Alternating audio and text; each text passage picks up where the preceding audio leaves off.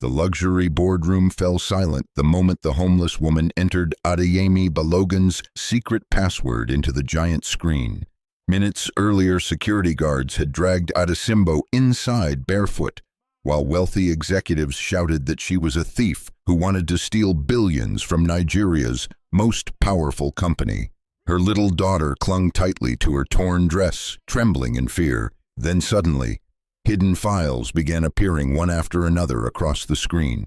Bank transfers, secret recordings, stolen charity money, and the people accusing Adesimbo were the same people destroying the empire from within. But what shattered the room completely was the final video Adeyemi never expected to see. If you're watching today, tell us your country and local time in the comments below. And if stories about hope, justice, and unexpected kindness touch your heart, don't forget to subscribe and join our family. The evening heat of Lagos still clung to the crowded streets long after the sun disappeared behind the endless rows of buildings. Yellow buses roared through the roads like wounded animals while impatient drivers leaned on their horns. Street hawkers shouted over one another, waving sachets of water, roasted corn, and cheap phone chargers at exhausted commuters trying to make it home before another tropical rainstorm arrived. But for Adesimbo Akinwale, there was no home waiting. She sat quietly beside a closed newspaper kiosk near Oshodi bus terminal, her back pressed against the rusted metal wall, while her 6-year-old daughter slept across her lap. Little Dara's tiny fingers curled tightly around the edge of her mother's faded blue wrapper, as though she feared the world might steal even that from them. Adesimbo slowly brushed sweat from the child's forehead. The little girl had not eaten since morning. Neither had she. Yet when a skinny old woman limped past carrying a bucket of oranges on her head, Adesimbo still forced herself to smile politely. "Good evening, Mama," she whispered. "Poor bird." The woman paused for a moment and stared at her with pity before continuing down the busy road. In Lagos, pity was free. Help was expensive. 3 months earlier, Adesimbo still had a life that felt stable enough to survive. Not wealthy, not comfortable, but stable. She used to work inside a small fabric shop in Balogun Market, sewing school uniforms and repairing damaged clothes for customers. The owner, Madam Bisi, had once praised Adesimbo's careful hands and gentle attitude. "You work like someone who still believes good things exist," the older woman once told her. Back then, Adesimbo believed it too, before sickness came, before hospital bills swallowed everything, before her husband Kunle disappeared after promising he would find money somewhere. He never returned. At first, she waited. Then she worried. Then she searched hospitals and police stations. Finally, she understood. He had abandoned them. The landlord threw her out 2 weeks later after months of unpaid rent. Madame Bisi tried helping for a while, but the fabric shop itself was drowning in debt. Eventually, even kindness ran out.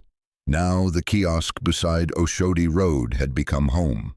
Adesimbo lowered her eyes toward Dara again. The child was thinner than before. That frightened her more than hunger itself.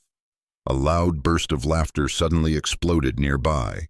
Several young men stood beside a betting shop watching something on a phone screen while mocking an elderly man struggling to cross the muddy roadside.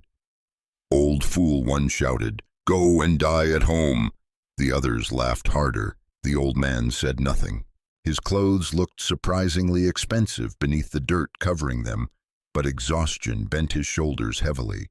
He moved carefully as though every step cost him pain. Adesimbo looked away. Lagos was full of broken people. If she opened her heart to every suffering stranger, she would drown in sadness herself. Thunder rumbled across the sky. Rain was coming. The crowd near the bus terminal suddenly became more chaotic as people rushed for shelter. Drivers screamed. Traders covered their goods with plastic sheets. The smell of wet dust began rising into the humid air. Then it happened. 2 teenage boys sprinted through the crowd at full speed. One of them clutched a dark leather notebook, Behind them, the same exhausted older man stumbled forward weakly. "Thieves!" he shouted hoarsely. "Stop them!" Nobody moved. People simply stepped aside. In Lagos, trouble was something most people avoided unless forced into it. The boys pushed through the crowd violently, nearly knocking over a pregnant woman carrying tomatoes. The smaller thief laughed breathlessly while gripping the notebook tighter. Adesimbo saw everything unfold in seconds. She did not think. She simply reacted. As the boys rushed past the kiosk, she suddenly stretched out one leg. The smaller thief crashed hard against the pavement with a painful cry. The notebook flew from his hands and slid across the wet ground. The second boy cursed angrily. "You mad woman!" But before he could grab the notebook again, several street traders began shouting, "Catch them thieves!" The crowd changed instantly. Fear became excitement. Within seconds, the boys disappeared into the rain while angry men chased after them. The old man finally reached the kiosk, breathing heavily. Water dripped from his gray hair onto his face. Adesimbo picked up the notebook carefully and handed it toward him. "Sir," she said softly. The man froze. For a strange moment he simply stared at her, not at her torn slippers, not at her worn clothes, not at the child sleeping on her lap. He stared directly into her eyes. Then slowly he accepted the notebook. "Thank you," he whispered. His voice carried exhaustion deeper than physical tiredness. Adesimbo nodded politely. "You should check if anything is missing." The man opened the notebook immediately. Inside were handwritten notes, folded documents, and several small slips containing numbers and strange coded phrases. His face tightened briefly with relief after checking them. Nothing had been touched. Nothing stolen. Around them, rain finally exploded across Lagos, heavy, violent, the kind that turned roads into rivers within minutes. The old man looked toward the flooded streets ahead before glancing back at Adesimbo and Dara beneath the leaking kiosk roof. "You live here?" he asked quietly. Adesimbo hesitated. Shame still hurt no matter how poor someone became. For now, she answered carefully. The man's eyes moved toward the sleeping child again. "She's sick, just hungry." The answer landed heavily between them. For the first time in many years, Adeyemi Balogun, billionaire owner of Balogun Holdings, felt ashamed of the expensive watch resting on his wrist beneath his dirty coat. Because the woman sitting before him had less than almost everyone in Lagos. Yet she had protected something valuable without asking what it was worth. Another flash of lightning illuminated the crowded street. Adesimbo noticed the old man trembling slightly from cold. Without thinking, she reached beside her and pulled out the only dry cloth she still owned, a small scarf she normally used to cover Dara at night. "You can use this until the rain slows," she said. Adeyemi looked stunned. "You need it more than I do. Children learn from what they see." Adesimbo replied gently while adjusting Dara against her chest. "If my daughter sees me ignore suffering today, tomorrow, she may ignore mine too." The words pierced him more deeply than she could ever imagine. Because inside the towering glass headquarters of Balogun Holdings, surrounded by luxury and power, Adeyemi had spent years wondering whether genuine kindness still existed in the world around him. And now, during one stormy Lagos night, he found it sitting barefoot beside a rusty kiosk. But neither of them knew yet that the small notebook Adesimbo had just protected contained secrets dangerous enough to destroy lives, or that this meeting would soon pull both of them into a storm far greater than the rain falling over Lagos tonight. Rain continued pounding the streets of Lagos long into the night. Water rushed through broken gutters while stranded buses stood half-submerged beneath flickering streetlights. Traders slept beside covered goods, and exhausted conductors cursed softly while wringing water from their uniforms. But inside the small rusted kiosk near Oshodi bus terminal, Adesimbo could not sleep. Dara's breathing had become heavier. The little girl twisted weakly beneath the thin wrapper covering her body, her forehead warm against Adesimbo's trembling hand. "Mommy," Dara whispered faintly. "I'm here. I'm cold." Adesimbo pulled the child closer immediately, even though her own clothes were already soaked from the leaking roof.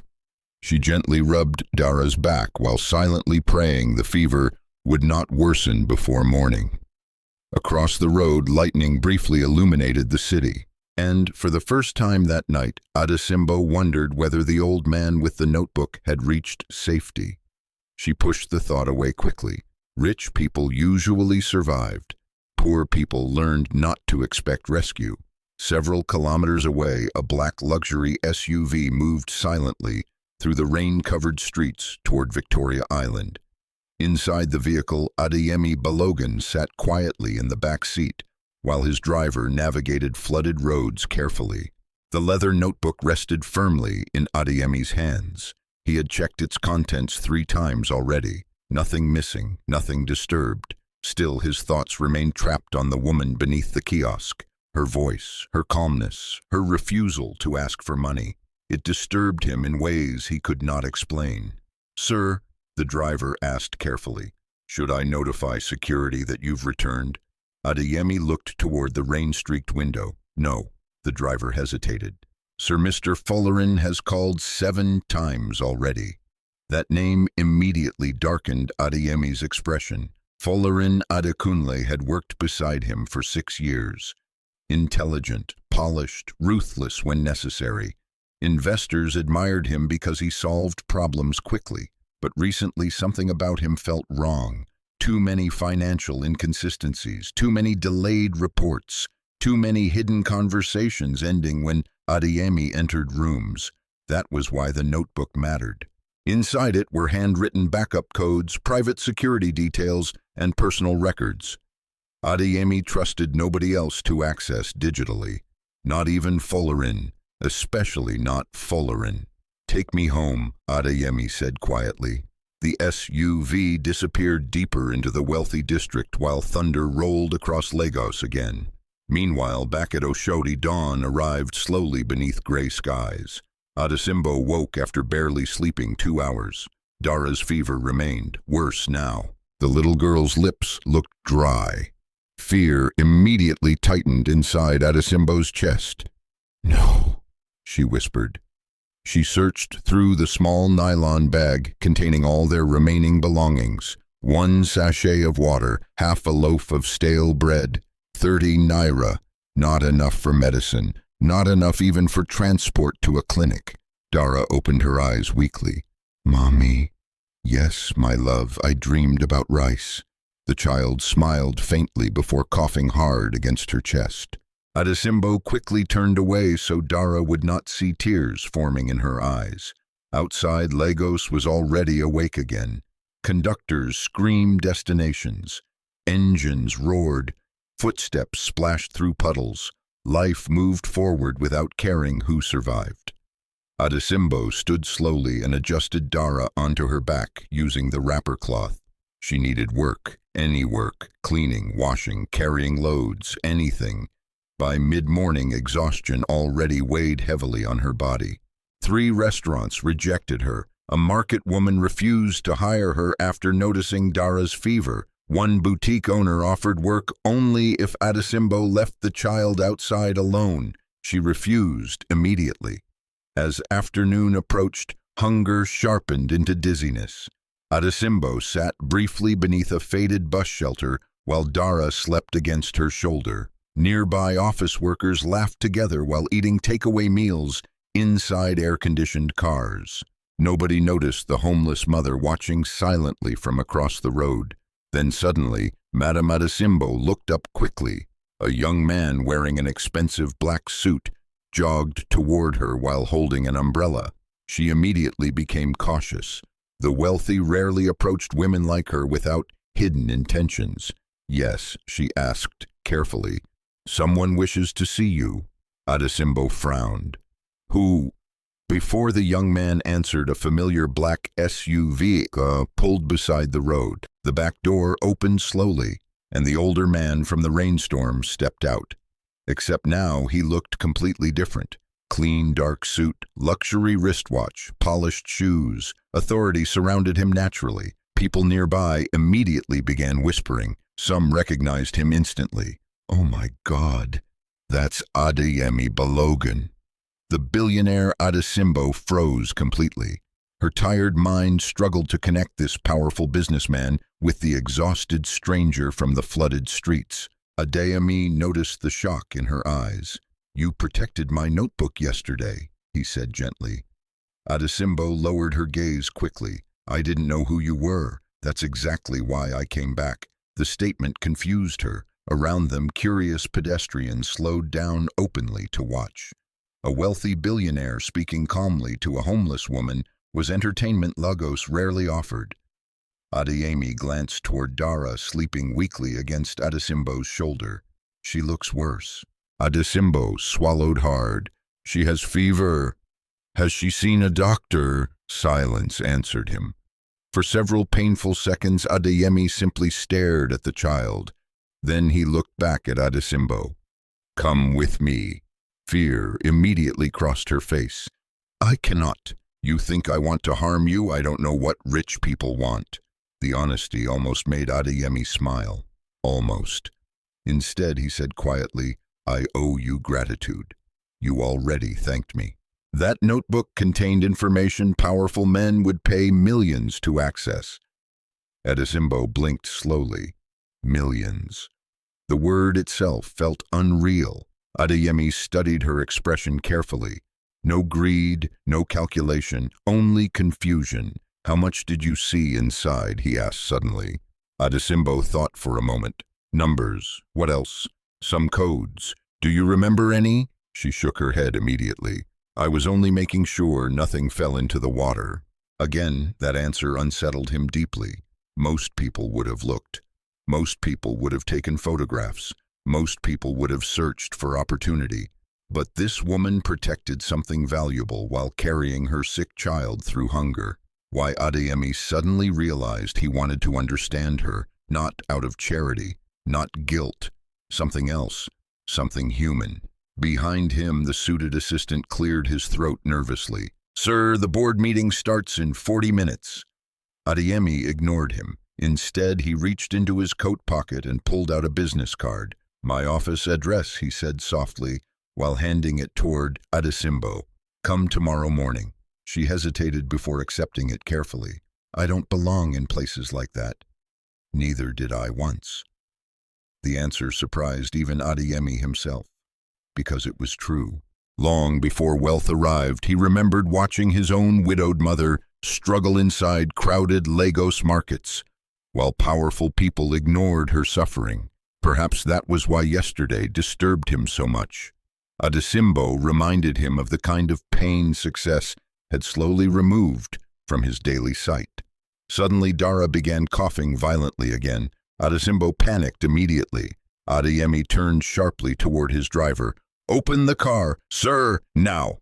Within seconds, the SUV door opened. Adesimbo stepped backward nervously. "I cannot enter that. It's only a car." "No," she whispered painfully. "It's a world people like me are not allowed near." The sentence hit Adeyemi harder than any boardroom insult ever had, because she truly believed it, and perhaps society had taught her to believe correctly. But Adeyemi looked at the weak child trembling against her shoulder and made a decision. "Take them to St. Anne's Clinic," he ordered the driver firmly. "Private wing." The assistant looked alarmed. "Sir, the media, I did not ask your opinion." Silence followed instantly. Adesimbo stood frozen while rainwater dripped from broken roofs nearby. Nobody had spoken for her this way in years. Carefully, uncertainly, she finally stepped toward the SUV, and somewhere deep inside Adeyemi Balogun's powerful empire, dangerous eyes were already beginning to watch her existence very closely. St. Anne's Clinic stood quietly behind tall white gates on Victoria Island, far away from the noise and struggle of Oshodi. Soft yellow lights glowed across polished floors, while nurses moved calmly through spotless hallways, carrying tablets and medical files. Everything inside the building felt coldly perfect. Adesimbo had never entered a place like it before. She stood awkwardly near the reception desk, clutching Dara tightly against her chest, while several wealthy patients stared openly at her faded clothes and worn slippers. One woman wearing expensive gold jewelry immediately covered her nose with a handkerchief. The humiliation burned silently inside Adesimbo, but she lowered her eyes and endured it. She was used to being invisible, or unwanted. A nurse approached carefully. "Mr. Balogun already paid for the child's treatment," she said politely. Adesimbo blinked in confusion. "He paid already?" "Yes." The nurse smiled gently toward Dara. "Come, the doctor is waiting." Adesimbo followed nervously through the bright corridor while her footsteps echoed softly against the polished floor. She felt as though she did not belong anywhere near such beauty. Inside the examination room, Dara was placed carefully on a hospital bed, while a female doctor checked her temperature. The older doctor frowned immediately. "She has severe infection and dehydration."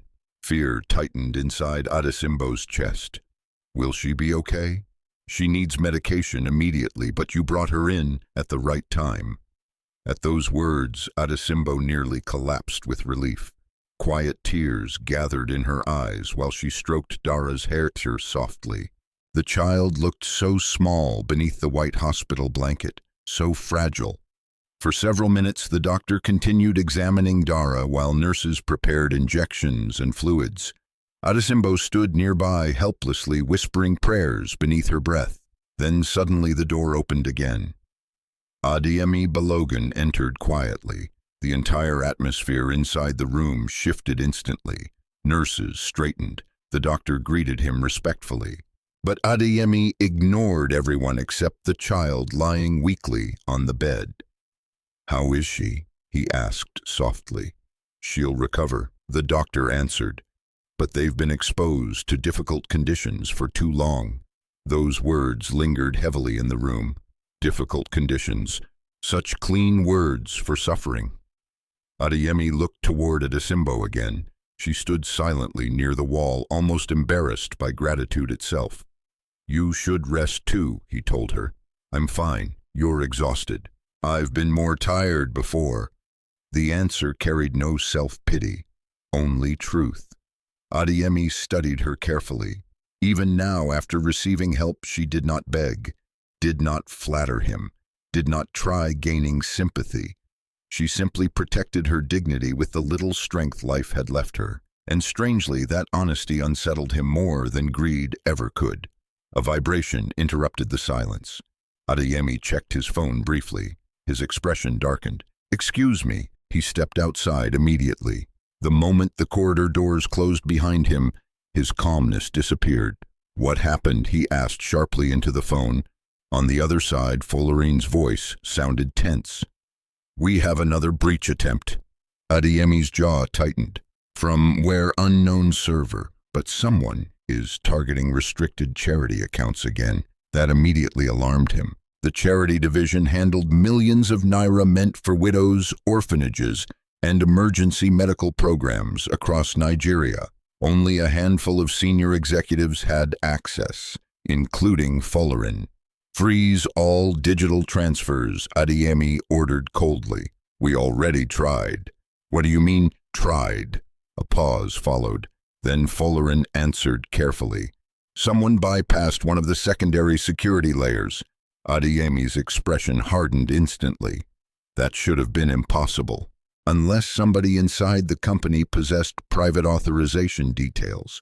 His mind flashed immediately toward the leather notebook, toward the coded phrases, toward the emergency password system. For the first time in years, genuine fear touched him. Not fear of losing money, fear of betrayal, because betrayal inside powerful companies rarely destroyed only wealth. It destroyed lives, reputations, trust. Adesimbo ended the call slowly. Then he looked through the glass corridor window toward the examination room, where Adesimbo sat beside Dara's bed. A homeless woman with nothing. Yet somehow she felt safer to trust than people wearing million-naira suits inside his headquarters. That realization disturbed him deeply. Hours later, night settled across Victoria Island. Dara finally slept peacefully after receiving treatment. Her fever had begun dropping slowly. Adesimbo remained beside the bed, unable to stop watching her daughter breathe. The fear of losing a child never truly leaves a mother once it enters her heart. A soft knock interrupted her thoughts. Adeyemi entered again. This time he carried a small brown envelope. "There's something I need to ask you," he said quietly. Adesimbo immediately stood. "If it concerns repayment, I will work. It's not about money." He stepped closer before lowering his voice. "Can you keep something safe for one night?" Confusion crossed her face. One night, Adeyemi nodded. "This envelope contains information nobody else must access." "Why me?" The question came naturally. Why would a billionaire trust a homeless stranger? Adeyemi himself struggled answering honestly. "Because everyone else around me may already be lying." But he could not say that aloud. Instead, he replied carefully, "Because yesterday you protected something valuable without knowing its worth." Adesimbo stared at the envelope uncertainly. "This sounds dangerous. It may be." Fear flickered briefly in her eyes. She looked towards sleeping Dara. "I don't want trouble near my child." "I understand." Adeyemi placed the envelope gently onto the nearby table. "If you refuse, I'll take it back now." Adesimbo remained silent. Outside the room, distant thunder rolled again across Lagos. Rain tapped softly against the hospital windows. Finally, she asked, "What is inside a password?" The word itself sounded strange coming from him. Adesimbo frowned. "A bank password. An emergency security password connected to my company systems." Her eyes widened instantly. "Why would you give that to me?" "Because somebody inside my company may already be trying to steal it."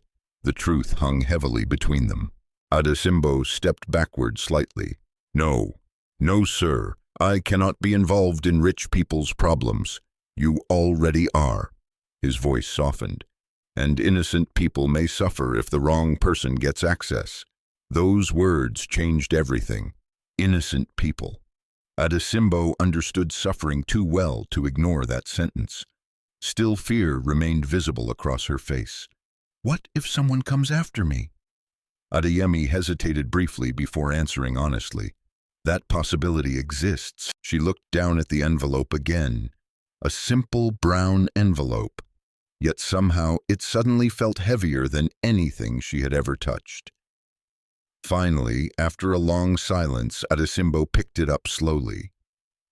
"I will protect it," she whispered. Relief flickered across Adeyemi's face for the first time all day, but neither of them noticed the figure standing silently at the far end of the hospital corridor, watching, listening. Folarin Adekunle lowered his phone slowly after secretly taking photographs of Adesimbo holding the envelope. And inside his cold smile, a dangerous plan had already begun forming. The rain had stopped by dawn, but the air over Lagos still carried the heavy smell of wet roads, fuel smoke, and exhaustion. Inside the private hospital room at St. Anne's Clinic, Adesimbo sat awake beside Dara's bed, while the small brown envelope rested quietly inside her lap. She had not slept. Every few minutes her eyes drifted back toward the envelope, as though it might suddenly explode. A password. Not ordinary money, not a simple secret. Something powerful enough to frighten one of the richest men in Nigeria. Adesimbo tightened her fingers around the envelope carefully. She still did not understand why Adeyemi trusted her. Perhaps he was desperate, perhaps lonely, or perhaps powerful people sometimes became so surrounded by lies that honesty itself looked rare. Across the room, Dara finally stirred awake. "Mommy?" Adesimbo immediately leaned closer. "How are you feeling?" The child blinked slowly beneath the white blanket. "Better." Relief softened Adesimbo's tired face. "Thank God." Dara looked around the beautiful hospital room with wonder. Is this heaven? Despite everything, Adesimbo laughed softly. No, my love, it smells nice. That innocent sentence nearly broke her heart. Children should not be surprised by clean beds. A nurse entered carrying breakfast trays, bread, eggs, tea, fruit. Dara's eyes widened immediately. Adesimbo quickly looked away because shame still burned inside her whenever kindness exposed how desperate they truly were. The nurse smiled warmly. You both need strength. The child ate carefully at first, then hungrily. Adesimbo watched silently while tears threatened again. A mother never forgets the sight of a starving child finally eating peacefully, but even inside that moment of relief, fear remained sitting beside her. The envelope, the password, the danger surrounding it. Hours later, after doctors confirmed Dara's fever had reduced significantly, Adesimbo prepared to leave the clinic quietly. She did not want to overstay her welcome. People like her learned early that generosity often expired suddenly. As she folded the hospital blanket neatly, a television mounted on the wall suddenly switched to breaking business news. The female news anchor spoke urgently. Balogun Holdings shares continue facing uncertainty after reports of attempted cyber intrusions linked to internal financial systems. Adesimbo froze instantly. On screen, Adeyemi's company headquarters appeared surrounded by reporters and cameras. Another headline flashed, charity account security breach investigation underway. Her stomach tightened. The envelope suddenly felt heavier than before. Very heavy. Dara looked toward the screen innocently. Is that the rich man? Yes. He helped us. Adesimbo nodded slowly. He did. The child smiled faintly. Then God will help him too. Children believed goodness returned naturally. Adults knew the world was rarely that fair. By afternoon, Adeyemi still had not returned to the clinic. Board meetings, emergency investigations, and nervous investors had consumed his entire day. Inside Balogun Holdings Tower, tension spread through every department. Executives whispered in corridors. Security staff monitored restricted systems constantly, and somewhere beneath all the polished professionalism, fear moved quietly, because somebody inside the company was stealing, and nobody knew who. Inside his private office overlooking Victoria Island, Adeyemi stood silently beside the massive glass windows while Folarin spoke calmly behind him. We traced the intrusion attempt to an external network. Adeyemi did not turn around. You sound very certain. Folarin smiled faintly.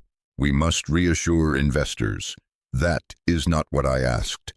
Finally, Adeyemi faced him, sharp eyes, controlled anger. Can you guarantee nobody inside this company is involved? A dangerous pause followed. Folarin adjusted his expensive cufflinks carefully. In companies this size, trust is complicated. That answer irritated Adeyemi immediately. Trust, the very thing he had been questioning all week. His mind drifted unexpectedly toward Adesimbo again, toward the homeless woman sitting beside her sick child while protecting secrets she could have sold for unimaginable money. And suddenly he trusted her more than the polished man standing before him. The realization unsettled him deeply. Meanwhile, several kilometers away, Adesimbo and Dara had already left the clinic. The hospital offered to keep them another night, but Adesimbo refused politely. She did not want dependency becoming a habit. Now evening approached again as mother and daughter walked slowly through crowded Lagos streets beneath fading orange sunlight. Dara looked healthier already, but weakness still lingered in her small body. "Mommy," she asked quietly, "where are we sleeping tonight?" Adesimbo forced a smile.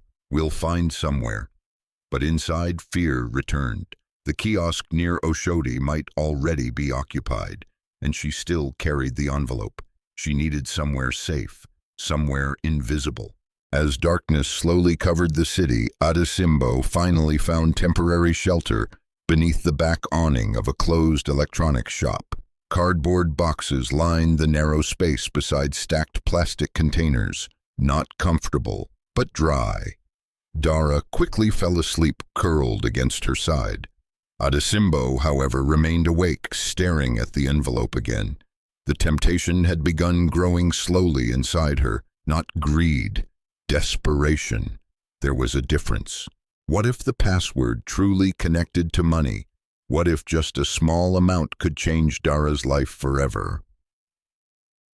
Food, school, a room with a locked door, medicine, safety, things other mothers provided easily. Her fingers trembled slightly as she touched the edge of the envelope. "No," she whispered to herself. But temptation rarely disappears simply because someone is good. It grows strongest when survival becomes painful. A cold wind swept through the alley. Nearby, drunken laughter echoed from roadside bars, while generators hummed loudly across the neighborhood. Adesimbo looked toward sleeping Dara again. Then slowly, very slowly, she opened the envelope. Inside rested a folded paper containing handwritten instructions and a series of security codes. Beneath them was one sentence: "If anything happens to me, use this password to access the emergency system." Her heart began beating faster. Emergency system, not bank account, not cash transfer. She stared at the instructions carefully. There was also a website address, and another line written beneath it in Adeyemi's handwriting: "Trust nobody inside the company."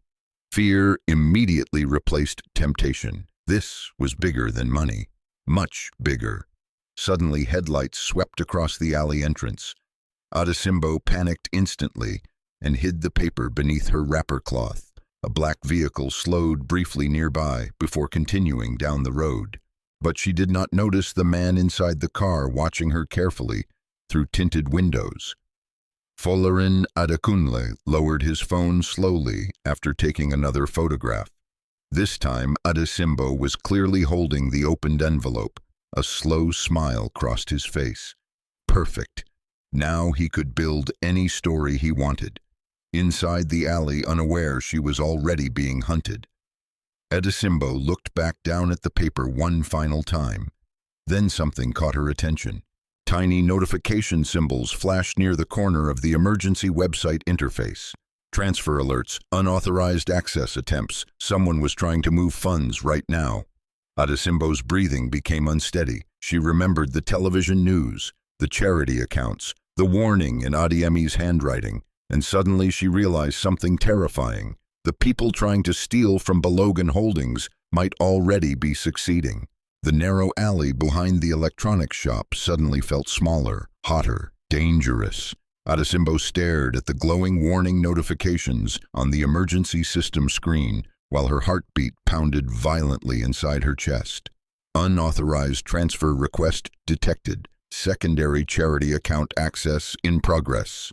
Verification pending. She barely understood the technical language, but one thing was clear. Someone was stealing money right now, not ordinary money. Money meant for struggling families, for hospitals, for hungry children like Dara. A cold feeling spread slowly through her body. She remembered Adeyemi's warning again: trust nobody inside the company. The city noise around her seemed to fade as fear settled heavily inside her mind. What was she supposed to do? Close the website, ignore everything, return the envelope tomorrow and pretend she saw nothing? That would be safer, much safer. But another thought tormented her immediately. What if innocent people suffered because she stayed silent? Dara shifted softly beside her while sleeping on the flattened cardboard. Adesimbo looked at her daughter's thin face beneath the weak streetlight glow. Children learn from what they see. The same words she told Adeyemi now returned to her own heart. Slowly, nervously, she read the emergency instructions again. There was a secure alert option connected to the system. Only authorized emergencies. Adesimbo hesitated. Her fingers trembled over the screen. She was not educated in technology. One mistake could destroy everything, but the transfer warnings continued flashing. Urgent, dangerous. Finally, taking a deep breath, she pressed the alert option. A verification page appeared instantly. Enter emergency password. Adesimbo quickly unfolded the paper again and carefully typed the long coded phrase exactly as written. For several terrifying seconds, nothing happened. Then suddenly, access granted. Her eyes widened. A new security dashboard appeared showing active account movements across multiple charity funds connected to Balogun Holdings. Even without financial knowledge, the numbers looked enormous. Millions, no, billions of naira. And one particular transaction kept blinking red repeatedly. Transfer authorization pending final approval. Beneath it was a message. Primary executive confirmation required. Adesimbo frowned in confusion. Was somebody waiting for Adeyemi's approval or pretending to be him? Another option appeared beneath the screen. Send security override alert. She froze again. This was no longer curiosity. This was involvement. Real involvement. Dangerous involvement.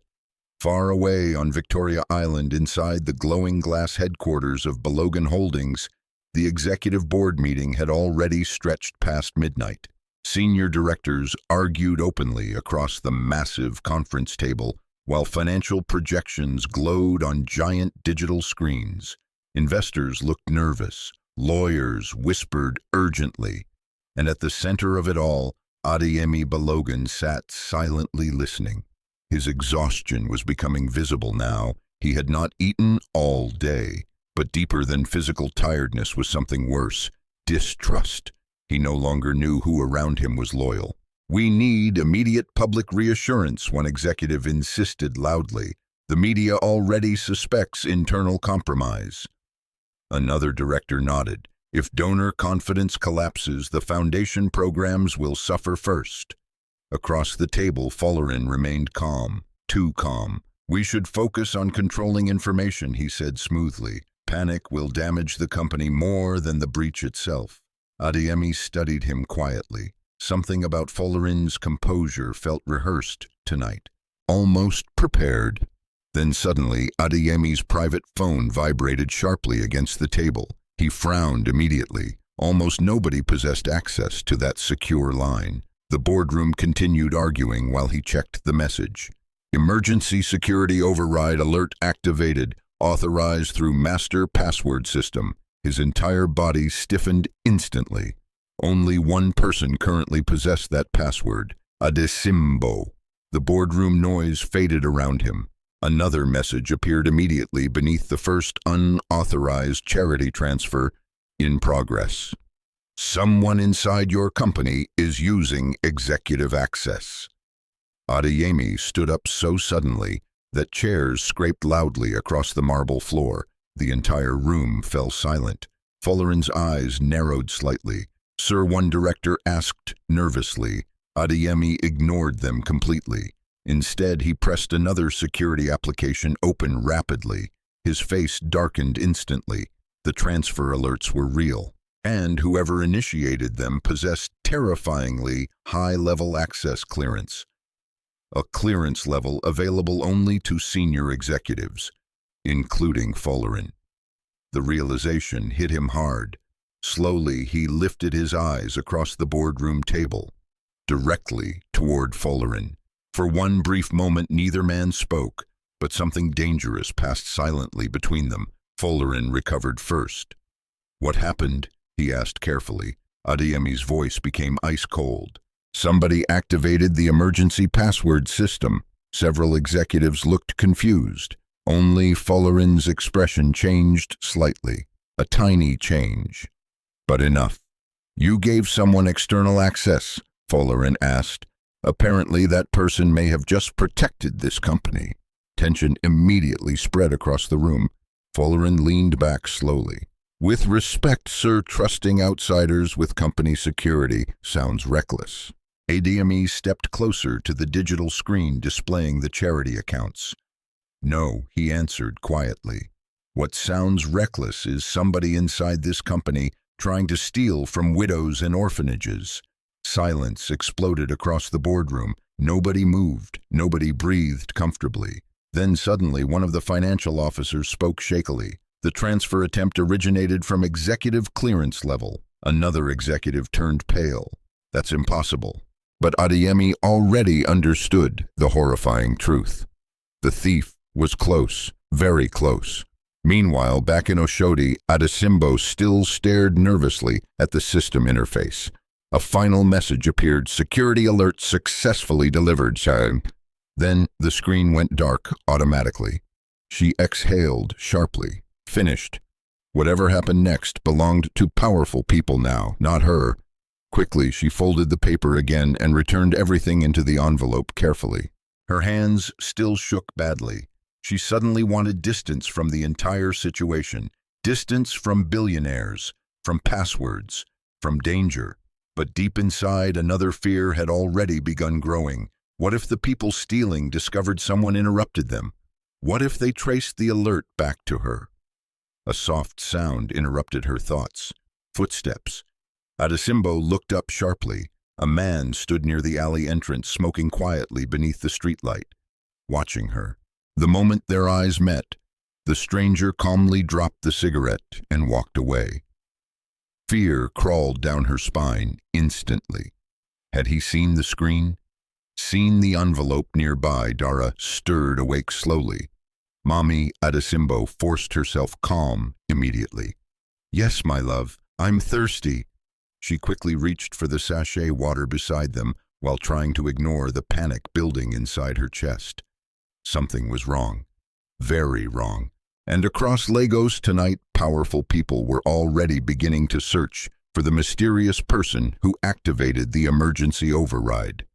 Inside Balogun Holdings Tower, Adeyemi stared silently at the transfer logs, while security officers rushed across corridors outside. Then quietly, almost to himself, he whispered Adesimbo. Not with suspicion, with realization, because the homeless woman everyone would underestimate may have just saved his empire from collapsing. But elsewhere inside the building, hidden behind calm eyes and expensive suits, someone else was already planning how to destroy her before sunrise. Morning arrived over Lagos like a restless storm that never truly slept. Traffic already flooded the roads before sunrise. Street vendors arranged fruits beside muddy sidewalks, while radio stations blasted loud political arguments into the humid air. Somewhere in the distance, church music mixed with generator noise and impatient car horns. But inside Balogun Holdings Tower, the atmosphere felt colder than the rain-soaked streets outside. Security officers moved through corridors with tense faces. Financial teams whispered anxiously behind glass office walls. And across social media, rumors had already begun spreading about corruption inside one of Nigeria's most powerful companies. Inside the executive conference room, Adeyemi Balogun stood silently watching frozen transaction logs displayed across a giant digital screen. Someone had almost succeeded in stealing billions through charity accounts overnight. If the emergency override alert had arrived even minutes later, the transfer might have disappeared permanently. The realization unsettled everyone, especially because the system showed one terrifying fact clearly. The alert came from the emergency master password, a password Adeyemi personally handed to a homeless woman. We need to bring her in immediately, one legal advisor insisted. Another executive nodded sharply. This situation is already catastrophic. If the media discovers an outsider accessed company security, she prevented the theft. Adeyemi interrupted coldly. The room fell quiet. Folarin leaned forward carefully. With respect, sir, we don't know that yet. Adeyemi slowly turned toward him. What exactly are you suggesting? Folarin's expression remained calm. I'm suggesting desperation makes people unpredictable. The sentence lingered heavily. Several executives exchanged uncertain glances. Folarin continued smoothly. This woman is homeless. She has a sick child. Suddenly she gains access to powerful financial systems connected to billions of naira. And perhaps she realized opportunity when she saw it. Something dark moved behind Adeyemi's eyes immediately, not anger alone. Disappointment. because part of him already understood what Folarin was doing, planting suspicion, slowly, carefully, like poison entering water. But before Adeyemi could answer, another security officer rushed inside holding a tablet. "Sir, we found surveillance evidence." The screen was placed onto the conference table. Everyone leaned closer. The image showed Adesimbo sitting in the alley the previous night, holding the envelope open, viewing the emergency system. Several executives reacted instantly. She accessed it. She admitted involvement herself. Why would a homeless stranger enter private company systems? Folarin lowered his eyes thoughtfully, hiding satisfaction behind controlled silence. The photographs he secretly arranged had worked perfectly. Adeyemi stared at the screen longer than everyone else. Yes, Adesimbo opened the envelope. Yes, she accessed the system, but one detail disturbed him: fear. Even in the blurry surveillance images, her face did not look greedy. It looked terrified. Meanwhile, several kilometers away, Adesimbo sat quietly beside a roadside food stall, while Dara finished eating a small bowl of porridge donated by the elderly seller. The older woman smiled kindly. "Your daughter needs strength." "Thank you," Adesimbo whispered gratefully. The woman shrugged softly. "Today for you. Tomorrow maybe someone helps me too." Simple kindness, small kindness, the kind powerful people often overlooked. Dara smiled while eating slowly. For the first time in days, color had begun returning to her cheeks. That alone made Adesimbo feel stronger, but fear still followed her closely. She kept remembering the man watching from the alley last night, the black car, the feeling of being observed. Something about the situation no longer felt safe. Then suddenly several black SUVs stopped hard beside the roadside. People nearby immediately stepped backward nervously. Street traders lowered their voices. Everybody recognized wealth when it arrived aggressively. Doors opened. Security officers stepped out first. Then came Folarin. Perfect suit, polished shoes, cold eyes. Adesimbo immediately stood protectively before Dara. "Madam Adesimbo Akinwale," Folarin asked calmly. Fear tightened inside her chest. "Yes, we need you to come with us. Why you accessed restricted systems belonging to Balogan Holdings." The food seller looked confused. "What is happening?" Nobody answered her. Passers-by already slowed down openly to watch. Embarrassment burned through Adesimbo immediately. She hated public attention, especially attention that looked dangerous.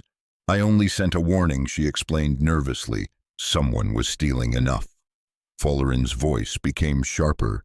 "You entered systems you had no legal right to access." Dara grabbed her mother's hand tightly. "Mommy." Adesimbo looked toward the frightened child and swallowed hard. "I did not steal anything." "Then you can explain that to company investigators." Two security men stepped closer. The humiliation became unbearable. People were staring now, whispering, judging, exactly the way society always judged poor people first. A nearby man laughed quietly. "I knew that woman was suspicious." Another shook his head.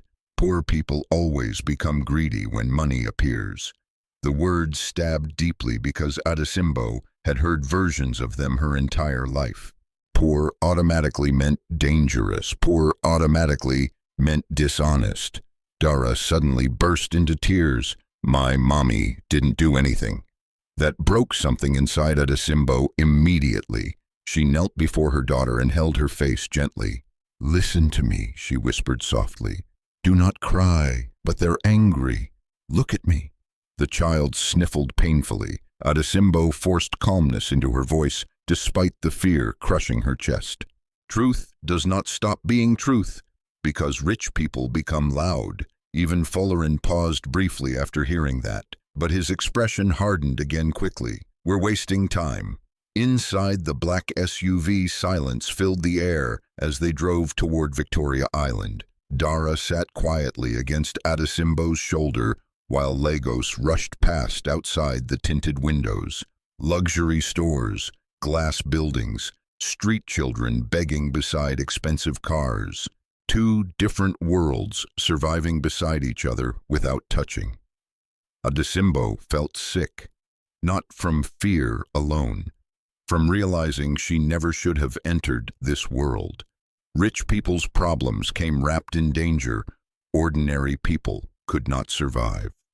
At Balogun Holdings Tower, the humiliation worsened immediately. The moment security escorted Adesimbo through the massive marble lobby, whispers exploded across the building. Employees stopped walking. Receptionists stared openly. Some secretly recorded videos using phones. A barefoot homeless woman inside one of Nigeria's richest companies became instant entertainment. Is that her, the hacker? She looks like she sleeps under bridges. Dara lowered her face against her mother's shoulder, frightened by the cruel voices surrounding them. Adesimbo said nothing. Sometimes dignity survives only through silence. At the far end of the lobby, Adeyemi finally appeared. The moment he saw Adesimbo surrounded by guards, his expression darkened instantly. "What is this?" he demanded. Folarin answered smoothly. "Security protocol. She's not a criminal. She accessed restricted systems. She prevented theft." Folarin stepped closer carefully, or participated in it. The lobby fell completely silent. Employees watched breathlessly. Adesimbo slowly lifted tired eyes toward Adeyemi. Pain, humiliation, fear, all visible across her face now. Yet despite everything, she asked only one quiet question. "If I wanted your money," her voice trembled softly, "why would I warn you before anyone stole it?" Silence hit the lobby harder than shouting ever could, because nobody there had an answer, not even Adeyemi. The silence inside the marble lobby of Balogun Holdings felt heavier than shouting. Employees stood frozen near reception desks, while security guards exchanged uncertain glances. Nobody expected a homeless woman to speak with such painful honesty inside one of the most powerful companies in Nigeria. "If I wanted your money, why would I warn you before anyone stole it?" Adesimbo's voice still echoed quietly through the massive hall. Adeyemi stared at her without answering, because the truth was, he did not know. Logic told him trusting her was dangerous, but instinct whispered something different. And instincts rarely survived long inside billion-dollar empires built on suspicion. Folarin stepped forward smoothly, breaking the tension. "Sir, emotions are clouding the situation." Adeyemi's eyes hardened instantly. "Excuse me, with respect, she accessed restricted systems illegally. Intentions do not erase facts." Adesimbo lowered her gaze silently, while Dara clung tightly to her wrapper cloth. The child looked terrified by the cold building, the expensive suits, the angry faces. She looked like someone expecting punishment before understanding the crime. That image disturbed Adeyemi deeply, because long ago, he remembered standing exactly the same way beside his mother. Years before becoming wealthy, Adeyemi Balogun grew up inside a cramped one-room apartment in Surulere. His father died when he was 11, leaving debts behind instead of security. His mother, Mama Bose, sold vegetables under the burning Lagos sun to keep them alive. People humiliated her constantly. Customers insulted her. Landlords threatened her. Wealthy market women mocked her worn clothes and rough hands. But despite everything, she remained kind. Too kind. One rainy evening, she once gave their last bowl of soup to a hungry stranger sitting outside a church wall. Young Adeyemi became angry. "We have nothing," he shouted back then. "Why help people when nobody helps us?" His mother touched his face gently, because suffering should not turn us into cruel people. Years later, that same woman trusted the wrong business partner after Adeyemi's first small company succeeded. The man stole almost everything. The betrayal destroyed her emotionally. She died believing kindness was weakness. Since then, Adeyemi built his empire carefully, coldly. Trust became something dangerous, and now, standing inside the company lobby beside Adesimbo, those old memories returned painfully. Folarin noticed Adeyemi's silence and pressed further. We should hand the matter to police investigators immediately. Dara suddenly tightened her grip around her mother. No police, she whispered fearfully. Adesimbo knelt quickly beside the child. It's okay. But her own hands trembled badly now. She had seen what police investigations did to poor people. Truth rarely protected the powerless. Meanwhile, executives nearby continued whispering among themselves. She probably has accomplices. People don't suddenly understand corporate systems. She's smarter than she looks. Every sentence carried the same hidden assumption: poor people cannot be trusted near wealth. Finally, Adeyemi spoke. Everyone returned to work. The executives looked surprised. Sir Folarin asked carefully, I said, return to work. Reluctantly, employees slowly dispersed across the lobby, but curiosity followed them like smoke. Phones still recorded secretly. Whispers continued. Humiliation lingered heavily around Adesimbo like invisible dirt. Adeyemi looked toward her again. Come with me. Folarin stepped forward immediately. Sir, that is extremely unwise. Adeyemi's voice became dangerously calm. I did not ask permission. Inside the private executive elevator, silence wrapped around them tightly. The polished mirrors reflected a strange image. One billionaire in a tailored suit, one homeless mother barefoot beside her frightened daughter. Two completely different worlds standing inches apart. Dara stared shyly at the glowing elevator buttons. Adesimbo kept her eyes lowered. Fear still churned inside her stomach. What happens now? She asked quietly. Adeyemi answered honestly, I don't know yet. That honesty surprised her. Most wealthy men pretended certainty even when lying. The elevator doors opened into Adeyemi's private executive floor. Everything looked silent, expensive, controlled. Large windows overlooked the Lagos skyline, while modern artwork hung across cream-colored walls. Adesimbo felt uncomfortable immediately. Places like this reminded poor people how far society placed them beneath others. Inside his office, Adeyemi closed the door slowly. No cameras here, he said.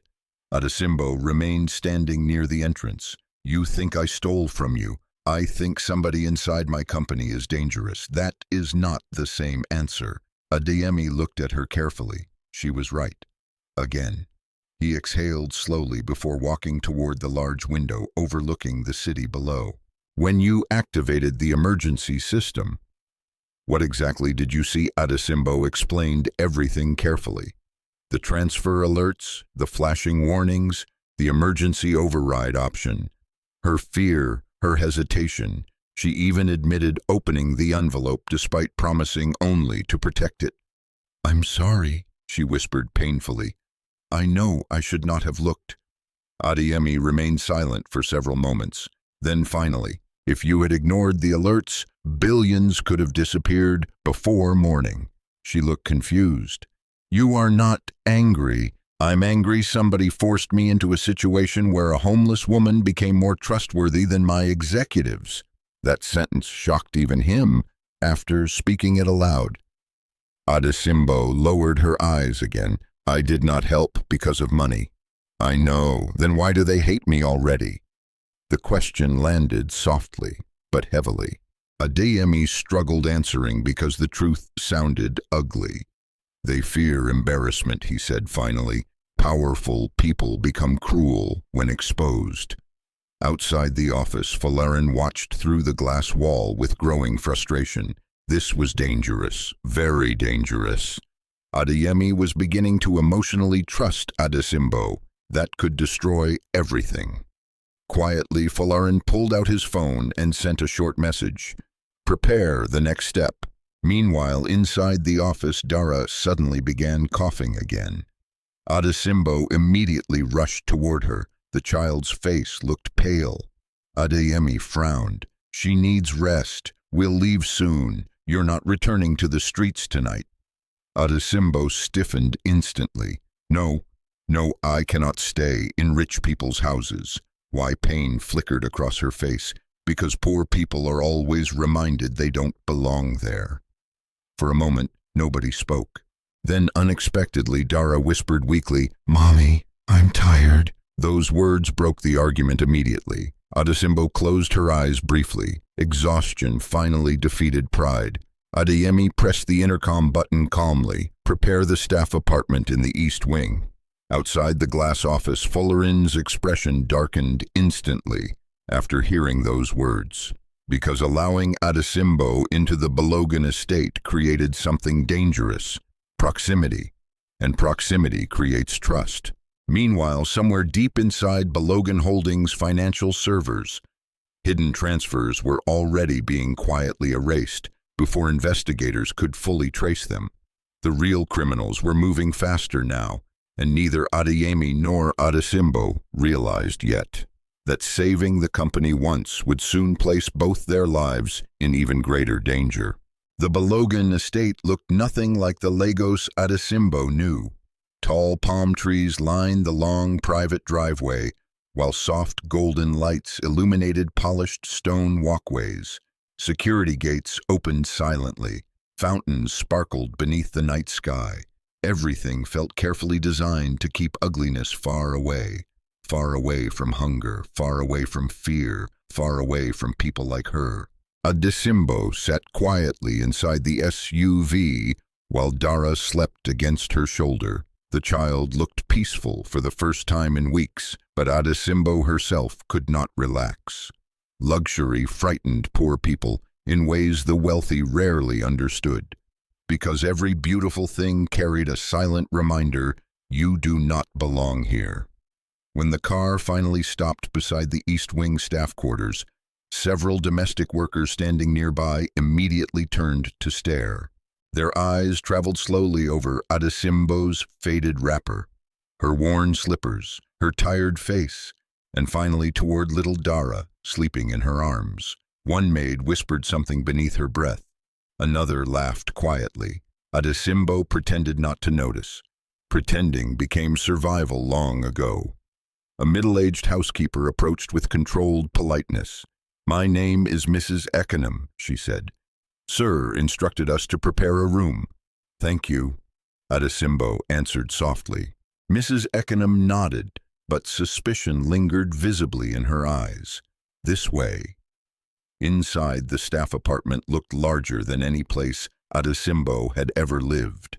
A real bed, clean curtains, running water, electricity that did not disappear every few hours. Dara slowly woke as they entered. Her small eyes widened instantly. "Mommy." Adesimbo swallowed painfully. "Yes, is this for us?" Only temporarily, she wanted to say, but instead she smiled gently. "For tonight." The child carefully touched the soft blanket on the bed, as though afraid it might disappear. Mrs. Akinwale watched silently from the doorway. Then finally she spoke. "Dinner will be brought shortly." After she left, Dara climbed onto the bed carefully and laughed softly while bouncing against the mattress. The sound pierced Adesimbo's heart unexpectedly. Children should know softness, safety, warm food, not cardboard shelters and rainwater. Quiet tears filled her eyes before she quickly wiped them away. But somewhere else inside the massive estate, another woman had just arrived. The sound of high heels echoed sharply across the marble hallway as Temilade Ajayi stepped inside carrying designer shopping bags and irritation.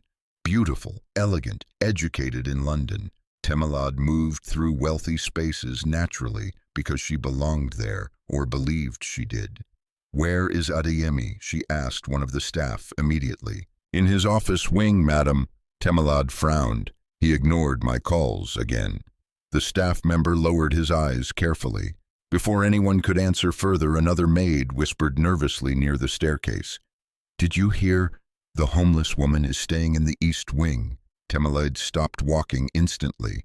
The what silence spread immediately. Nobody wanted to repeat gossip directly to her face. Temilade slowly removed her sunglasses. "What homeless woman?" Mrs. Akinwale appeared uncomfortable.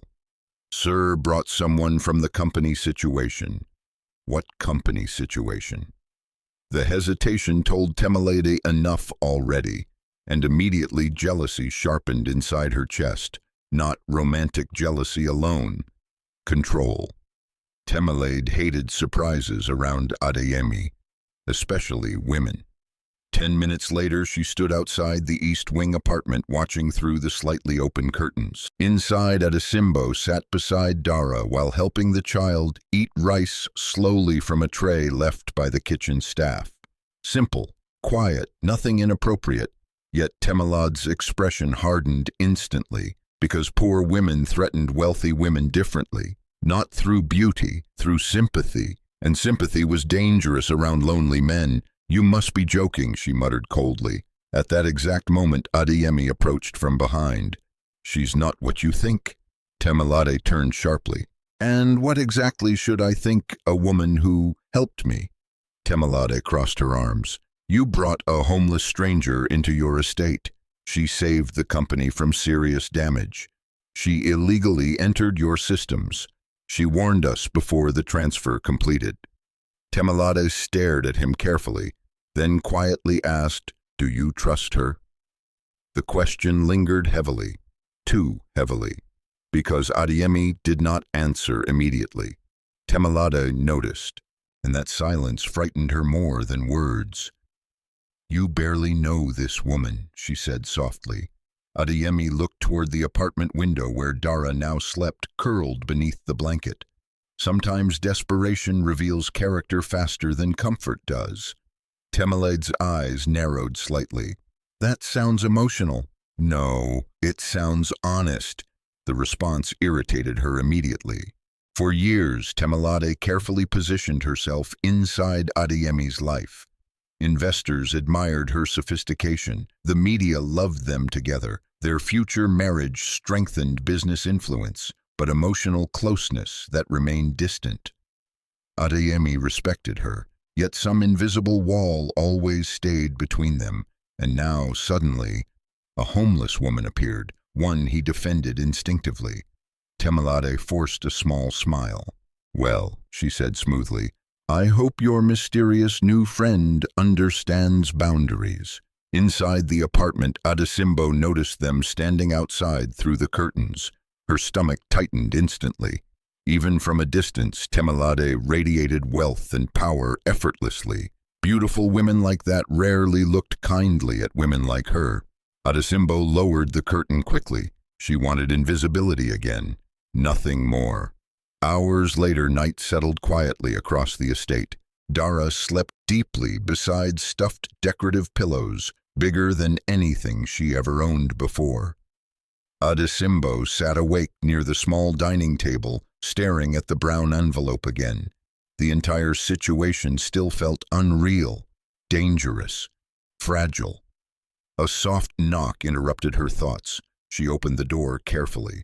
One younger maid stood outside holding folded clothes. For the child, the maid said quietly. Adesimbo looked surprised. "You brought these?" The girl nodded nervously. "My younger brother used to sleep outside churches before he died." Her voice softened. "Not everyone here hates poor people."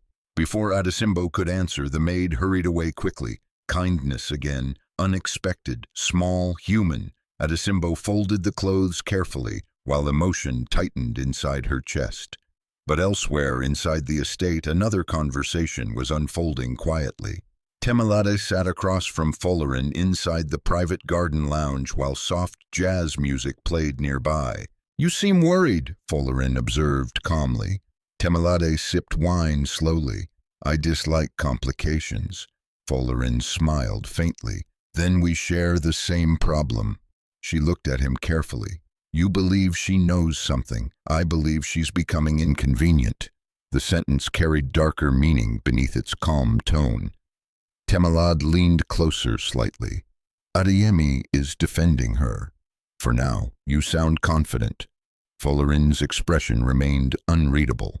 People trust emotions briefly. Scandal lasts longer. Temelaide understood immediately. A slow smile crossed her face. Then perhaps the poor woman needs help destroying herself. Meanwhile, unaware, powerful people were already planning against her. Adesimbo quietly covered sleeping Dara with the new blanket.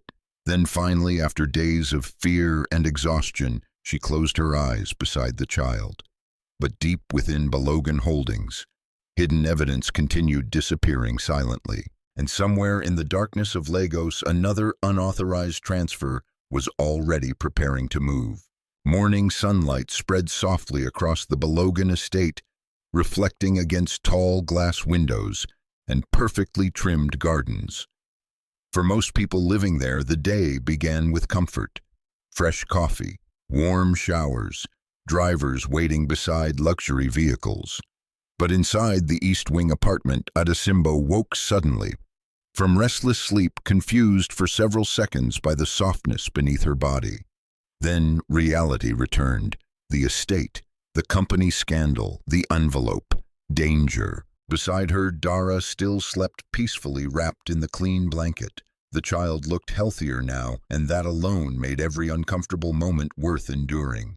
Adesimbo quietly stood and walked toward the small kitchen area. A tray had already been left outside the apartment door. Tea, bread, fruit, no note. Still, the kindness touched her deeply. As she prepared food for Dara, her eyes wandered toward the large window overlooking the estate gardens. Workers moved quietly outside while gardeners trimmed flowers beneath the morning sun. Everything looked calm, but Adesimbo no longer trusted calmness. Not after the alley, not after the accusations, not after seeing powerful people smile while hiding suspicion in their eyes. A soft knock interrupted her thoughts. She opened the door carefully. Mrs. Akinwale stood there holding folded cleaning cloths.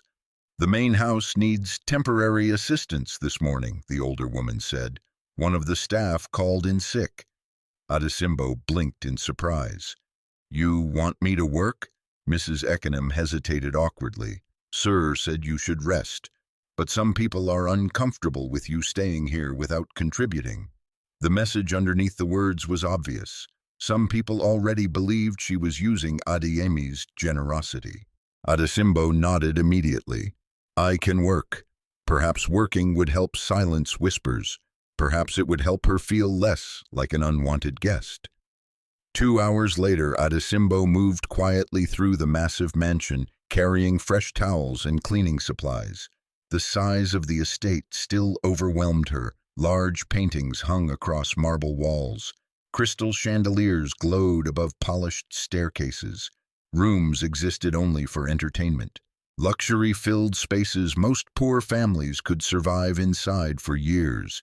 Yet strangely, the house did not feel happy. Beautiful. Yes. Peaceful.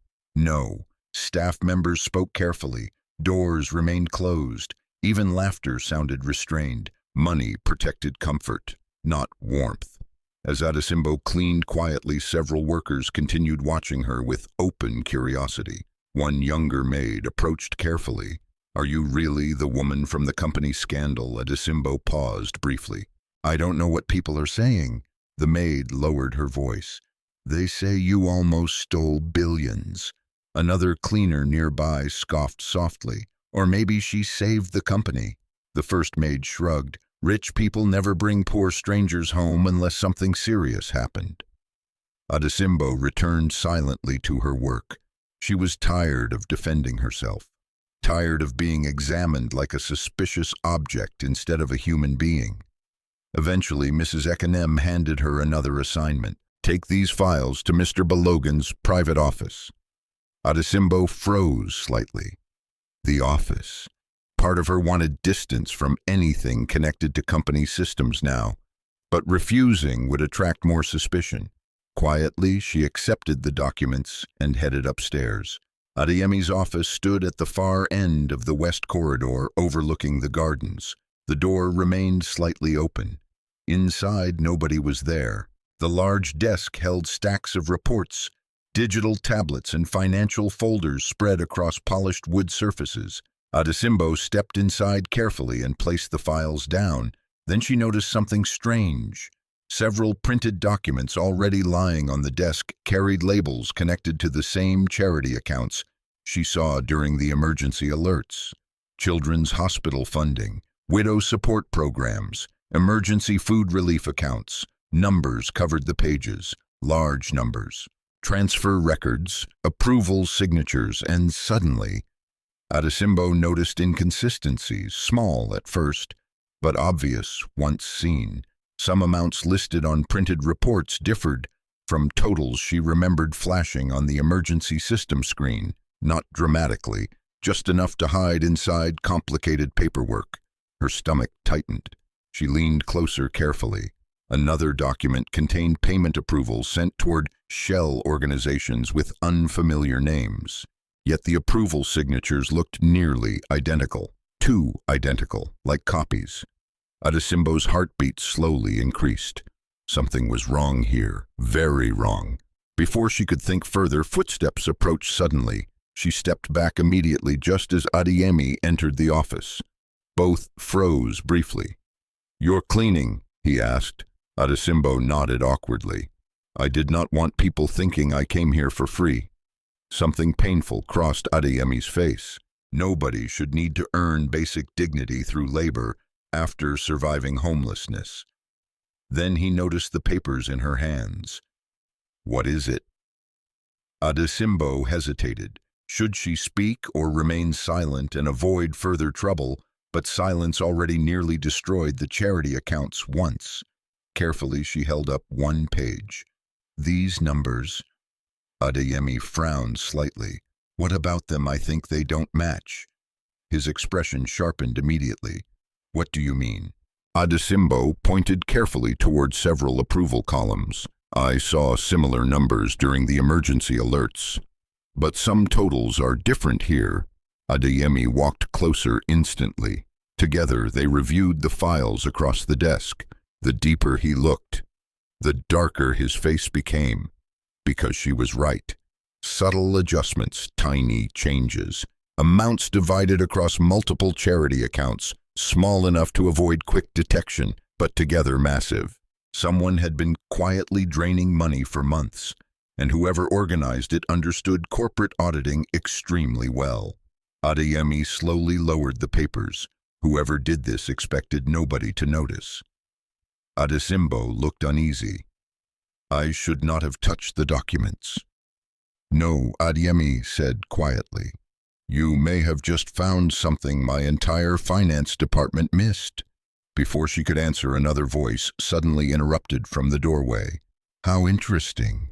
Temilade stood there elegantly dressed in white linen, but cold suspicion filled her eyes immediately after seeing Adesimbo beside the office desk, especially beside confidential documents. "This woman again," she said smoothly. Adeyemi's jaw tightened. She noticed discrepancies in the charity reports.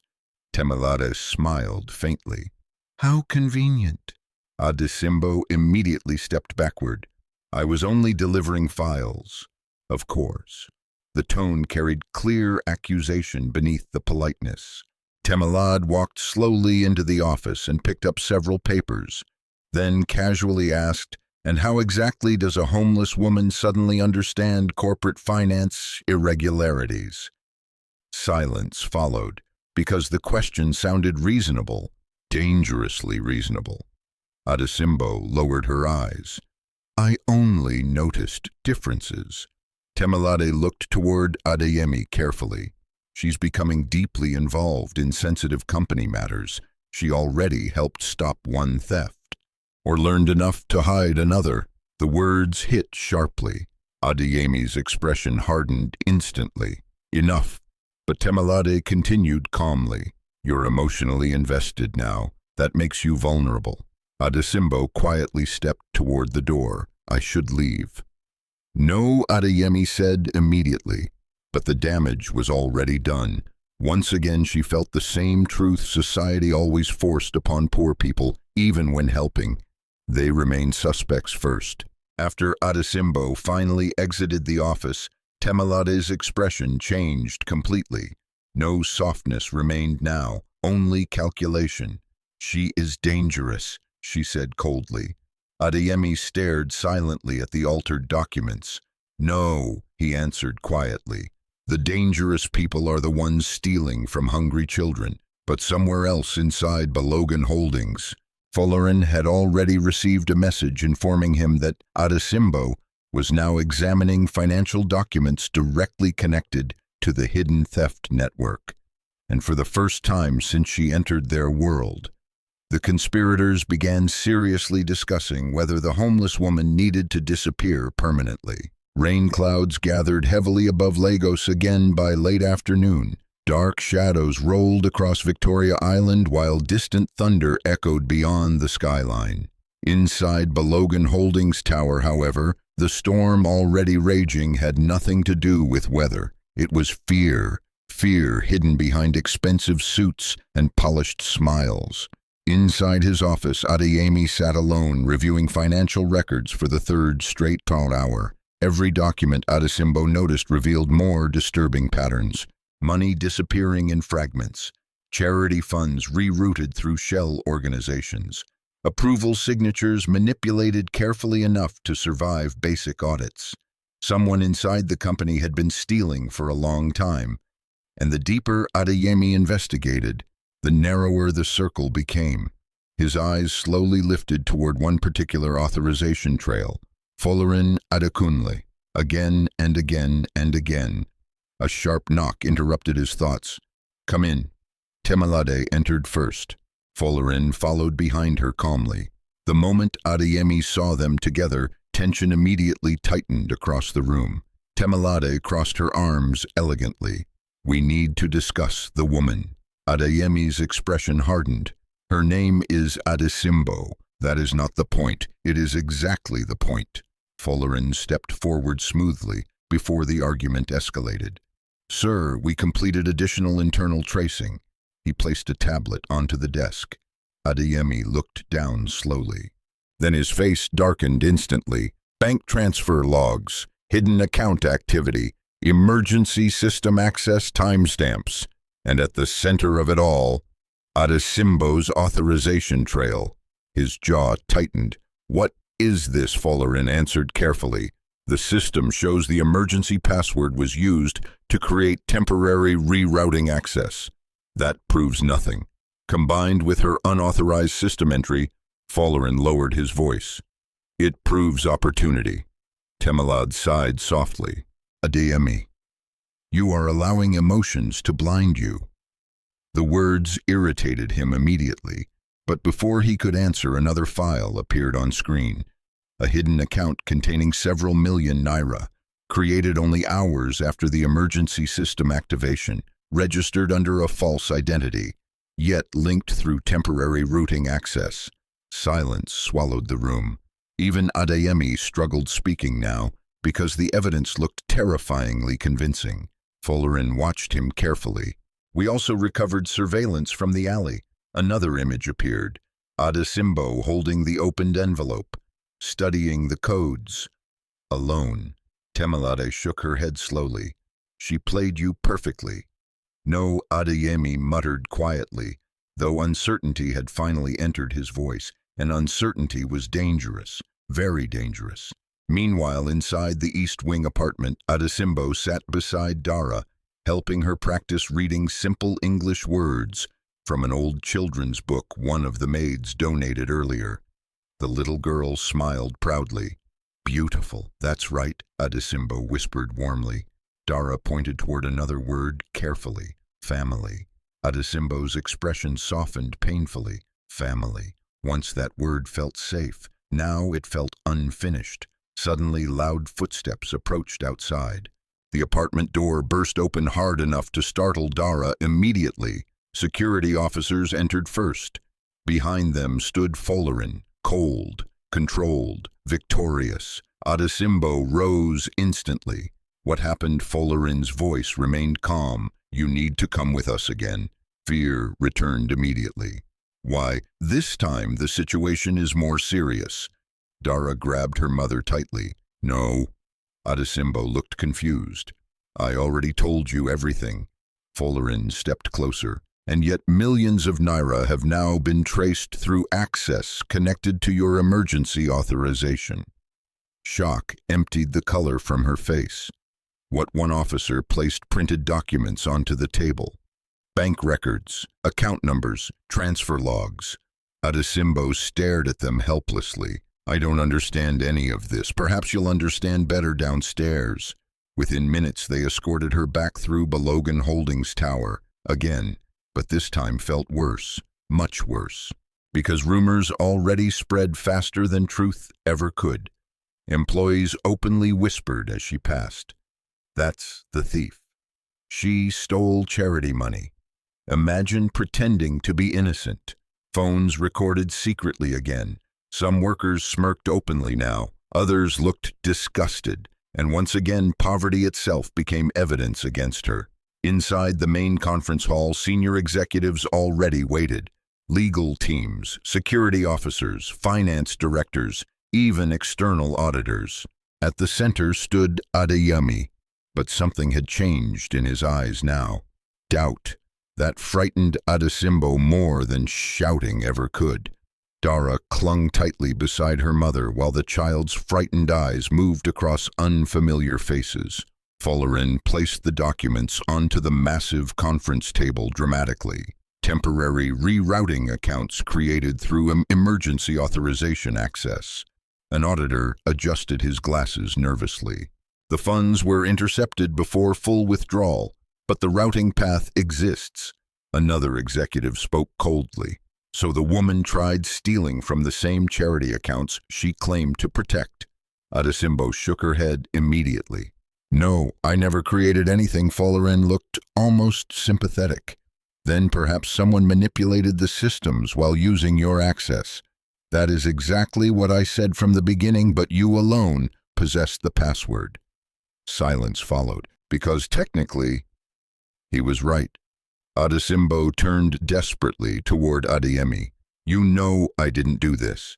But Adeyemi did not answer immediately, and that hesitation shattered something inside her, because until this moment, some small part of her believed he truly saw her. Now she realized even kindness from powerful people had limits. The room began closing around her emotionally. Executives whispered, auditors frowned, security guards watched carefully, all waiting for the homeless woman to finally become what society expected, a criminal. Adeyemi finally spoke quietly. "Did you give the password to anyone else?" "No." "Did anyone approach you after the alert activation?" Adesimbo remembered the black vehicle, the stranger near the alley, the feeling of being watched. "Yes, maybe I don't know." The uncertainty worsened everything. One executive scoffed openly. "This is ridiculous." Another added sharply, "We are discussing billions while trusting street people." Street people, not human beings, just street people. Suddenly Dara stepped forward unexpectedly. Tiny, fragile, terrified, but brave enough to speak. "Stop shouting at my mommy." The room fell silent immediately. Tears filled the child's eyes. She didn't steal anything. She only helped the rich man because he looked sad. Emotion tightened painfully across the room for one brief moment.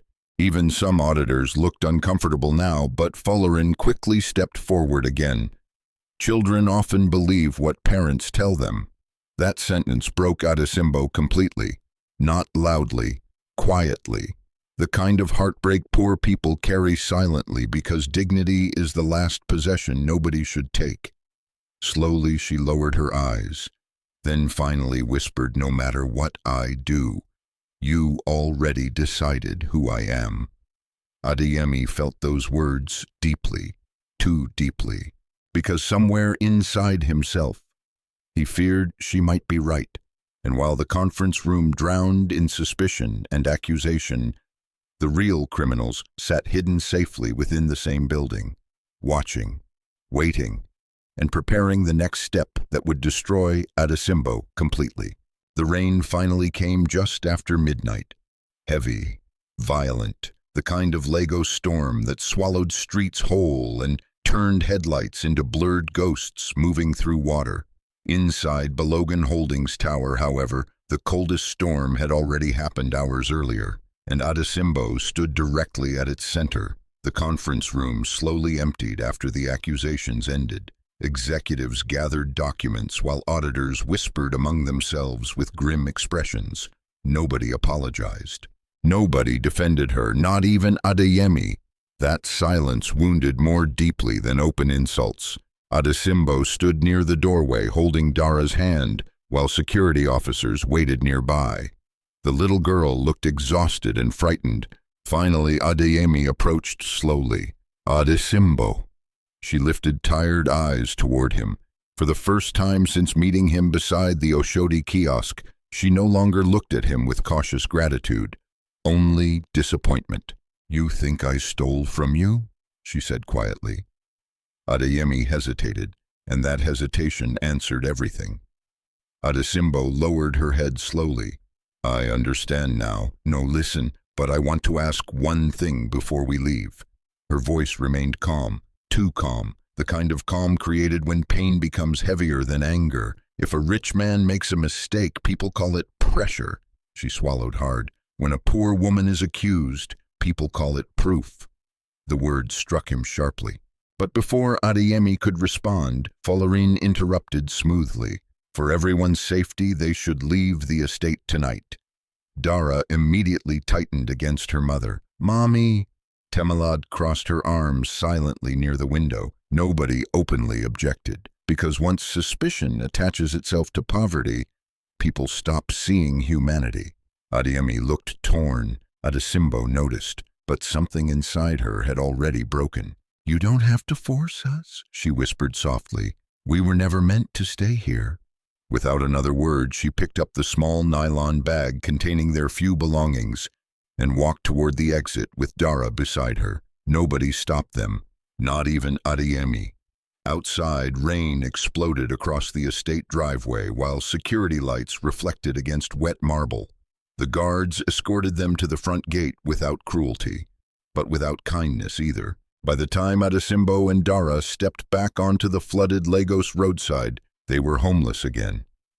Only this time, the fall hurt more, because hope had existed briefly before disappearing. Dara shivered beneath the rain. "Where are we going?" Adesimbo forced herself strong. "We'll find somewhere." But exhaustion dragged heavily through every part of her body now, emotionally, physically, spiritually. The city no longer felt merely difficult, it felt hostile. Hours later, mother and daughter found temporary shelter beneath a leaking church veranda beside a closed pharmacy. Several other homeless people already slept there, quietly wrapped in old blankets and plastic sheets. Nobody asked questions. Poverty recognized itself without introductions. Adesimbo sat against the wall while Dara slept curled against her lap again, just like before the estate, before the company, before the accusations. Everything had returned to the beginning, except now her heart carried deeper wounds. Across Lagos, thunder rolled continuously through the night, and inside the Balogun estate, Adeyemi stood alone beside his office window, unable to sleep. Rain struck the glass heavily, while the city lights blurred beyond it. Something felt wrong, terribly wrong. He replayed the conference room repeatedly inside his mind. Adesimbo's face, her silence, her disappointment, and most disturbing of all, the absence of greed. Even when accused of stealing millions, she never once begged to stay, never negotiated, never asked for money, only dignity. That realization slowly began poisoning his certainty. A quiet knock interrupted his thoughts. "Come in." Mrs. Ekinwale entered carefully. "Sir, the child left this behind." She handed him a small folded piece of paper. Adeyemi frowned slightly before opening it. Inside was a childish drawing made with colored pencil. A little stick figure of him standing beside Dara and Adesimbo under bright yellow sunshine. Above them, written in shaky handwriting, "Thank you for helping us." Something painful twisted inside his chest immediately. Children did not fake gratitude strategically. Children drew what they believed. After Mrs. Ekinwale left, Adeyemi sat heavily at his desk, staring at the drawing for a long time. Then, slowly, he opened the financial files again, this time not searching for evidence against Adesimbo, searching for truth. And suddenly another detail appeared. One small authorization inconsistency buried beneath dozens of digital approvals. A timestamp mismatch, tiny, easy to overlook, but impossible to ignore once seen. The suspicious rerouting accounts connected to Adesimbo's authorization trail had actually been created minutes before she accessed the emergency system.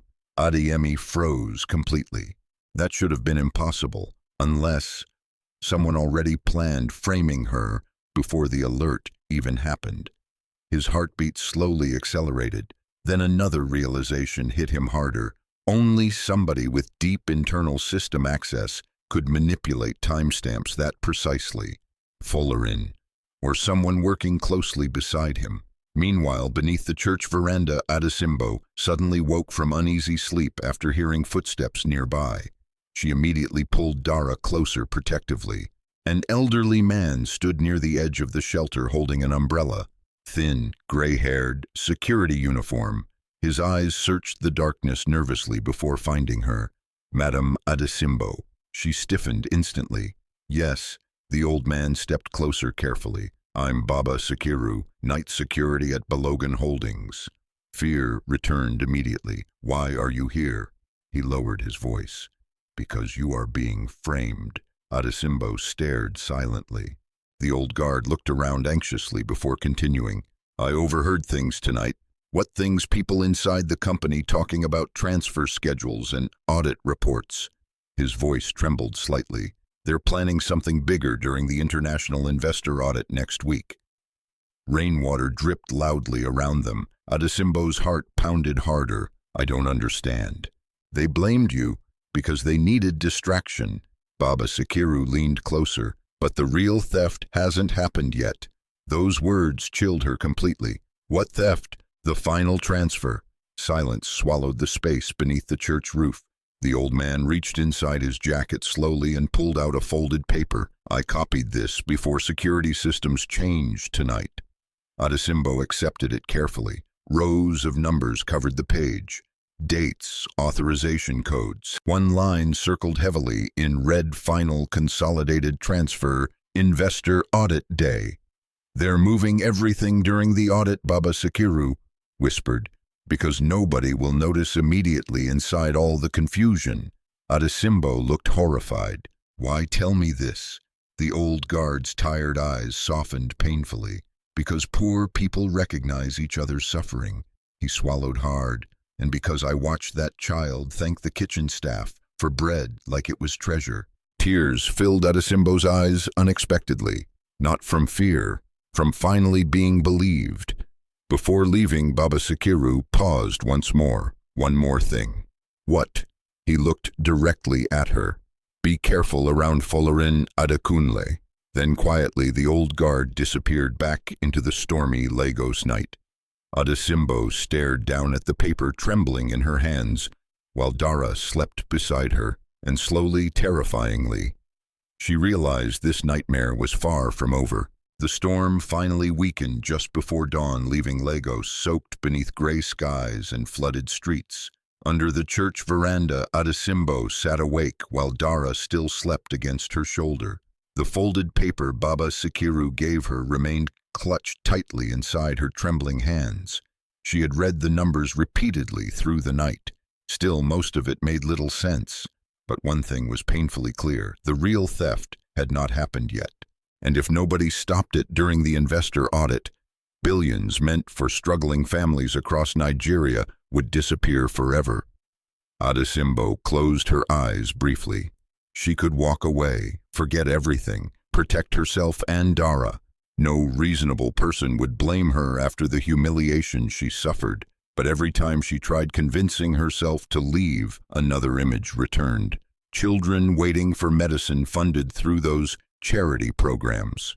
Hungry widows depending on relief payments, hospitals losing supplies. Poor people like her, people powerful executives would never notice until it was too late. Slowly she looked down at sleeping Dara.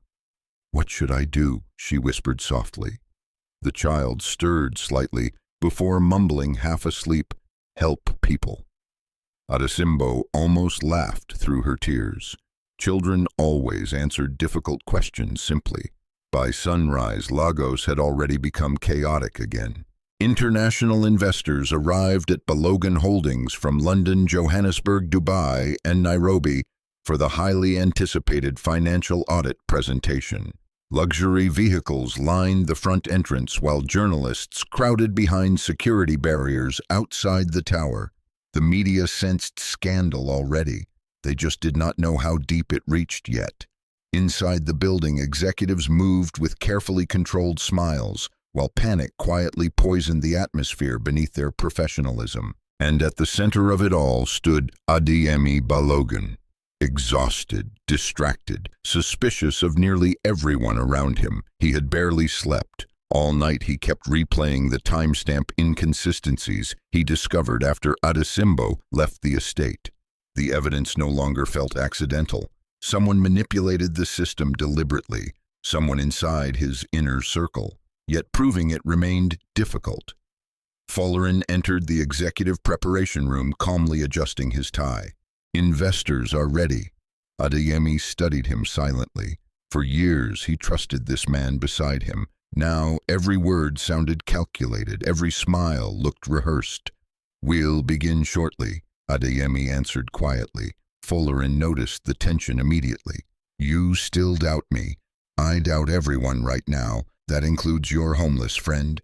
The phrase irritated Adesimbo instantly. "She has a name." Follerin smiled faintly, and yet she disappeared conveniently after the accusations. "No," Adesimbo said coldly. "We threw her away." For the first time, Follerin's expression shifted slightly. Not guilt, annoyance. Meanwhile, across Lagos, Adesimbo stood outside Balogun Holdings Tower, staring up at the massive glass building while fear twisted inside her stomach. She almost turned back 3 separate times. People like her did not walk voluntarily into places that already humiliated them publicly, especially not after being accused of theft. But Baba Sikiru's warning echoed constantly inside her mind. The final transfer, investor audit day. Today. Dara held her hand tightly. "Mommy, do they still hate us there?" The innocent question broke her heart quietly. Adesimbo knelt before the child. "Some people are angry," she answered gently. "But truth is still truth, even when angry people refuse to see it." Dara nodded uncertainly. Then together they walked toward the towering entrance. Inside the building lobby, security immediately recognized her. Shock spread instantly. The woman from before. She came back. One guard stepped forward firmly. "You cannot enter this building." Adesimbo swallowed hard. "I need to speak to Mr. Balogun." "That will not happen. It's important." The guard shook his head impatiently. "You were already removed from company property." Nearby employees had already begun whispering again. Phones slowly appeared. Somebody started recording. The humiliation returned immediately like a familiar wound reopening. But this time, Adesimbo remained standing, not for herself anymore, for the people whose money was about to disappear. "Please," she whispered, "people are stealing from the charity accounts today." The security guard laughed softly. "Enough." Another guard moved closer. "You need to leave before police are called." At that exact moment, high above them, inside the executive conference auditorium, the international investor presentation had already begun. Huge digital screens displayed financial growth projections, while executives delivered polished speeches about transparency, humanitarian impact, and future expansion. Applause filled the room, but beneath the presentation, a hidden countdown was already moving. Inside secured financial servers, the final transfer authorization quietly prepared itself for execution. Everything depended on timing, confusion, distraction, and perfect public performance. Back downstairs, Adesimbo still pleaded desperately with security. "I have proof." "What proof?" She quickly unfolded Baba Sikiru's paper. One guard frowned uncertainly at the numbers. Another immediately grabbed the paper away. "Where did you get this? Please, just let me see Adesimbo." But before they could argue further, another voice interrupted sharply. "What is happening here?" Everyone turned. Temilade stood near the reception desk, dressed elegantly for the investor event. The moment she saw Adesimbo, irritation flashed openly across her face. "You again." Adesimbo stepped forward immediately. "Please, something terrible is happening today." Temilade crossed her arms slowly. "After everything you still return, I'm trying to help." "Help?" Temilade laughed softly. "Or create another scene?" Dara hid partially behind her mother. The lobby tension thickened instantly. Adesimbo held out the paper desperately. "They're moving the money during the audit." Temilade glanced briefly at the document before her expression darkened almost invisibly, because she recognized the authorization codes immediately. Dangerous, very dangerous. But outwardly, she remained calm. "This woman is delusional," she told security coldly. "Remove her!" "No," Adesimbo cried. "Please listen to me." But the guards had already grabbed her arms again. Dara burst into frightened tears. "Leave my mommy!" Across the lobby, employees openly watched the chaos unfold. And upstairs, the hidden transfer process finally activated. Inside the financial server room, encrypted authorizations began moving rapidly through multiple charity accounts. Millions, then billions. Everything unfolding silently beneath the glamorous investor presentation. Back downstairs, Adesimbo struggled desperately against the guards. "You don't understand," she shouted. "The theft is happening right now, but nobody listened, because once society labels poor people as trouble, their warnings sound like noise." Then suddenly a familiar voice echoed sharply across the lobby. "Let her go." Everyone froze instantly. Adesimbo Balogun stepped out from the private elevator, his expression dark and unreadable. The guards immediately released Adesimbo. Breathing hard, shaken, humiliated again, she looked toward him desperately.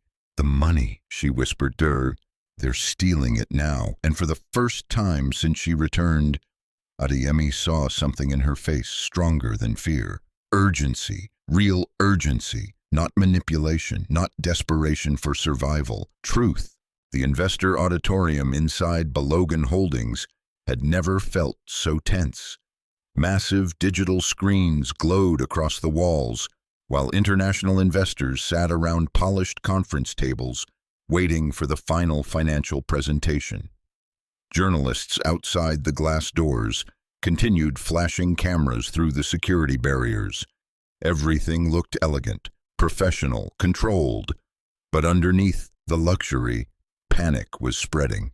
Adesimbo stood near the center of the room, staring at Adesimbo after hearing her warning downstairs. "The money, they're stealing it now." Her voice still shook from fear and exhaustion, but something about it felt undeniable, real, urgent. Around them, security guards exchanged nervous glances while executives whispered irritably about the disruption. Temilade stepped forward immediately. "This is absurd. She already caused enough damage." Adesimbo held Baba Sekiru's paper tightly. "Please listen to me." Folarin approached calmly beside the conference table. "With respect, sir, the investors are waiting. We cannot allow a mentally unstable outsider to interrupt an international audit." The insult landed sharply. Dara lowered her face sadly. Adesimbo closed her eyes briefly before speaking again. "I know nobody trusts me anymore." Her voice trembled softly, "but if I wanted money, I would have disappeared already." Silence followed, because again, nobody could answer that. Adesimbo slowly stepped closer. "What exactly are you saying?" Adesimbo unfolded the paper carefully and handed it toward himself. "The transfer was planned for today, during the audit." Several executives immediately leaned closer after seeing the authorization codes. One senior auditor frowned sharply. "These are internal routing identifiers." Temilade stiffened slightly. Folarin recovered faster. "Fabricated," he said smoothly. Anyone could write random numbers onto paper, but Adesimbo's expression changed instantly because he recognized one code himself, a hidden executive routing sequence, something never exposed publicly. His heartbeat slowly increased. Where did you get this? A security guard named Baba Sikiru. Folarin immediately interrupted. That old man has no access to executive systems. He overheard conversations. Adesimbo answered desperately. Please, something is happening right now. At that exact moment, one of the finance officers suddenly stood up in panic near the monitoring screens. Sir, the room turned sharply. The young officer looked pale. We're seeing unusual movement across consolidated charity accounts. Silence exploded. Another officer rushed toward the system terminal. No, this cannot be right. Numbers began flashing rapidly across the giant display screens. Millions moving, then more. Hidden routing layers activating automatically. Investors rose from their seats in confusion. What is happening? Is this part of the presentation? Adeyemi's face darkened instantly. Lock every outgoing transfer, we're trying, but somebody already bypassed first-level authorization. Panic spread through the room now. Phones rang. Security teams rushed through corridors outside. And standing in the middle of it all, Adesimbo suddenly remembered something. The emergency password. Her eyes widened. She turned sharply toward Adeyemi. The system, what?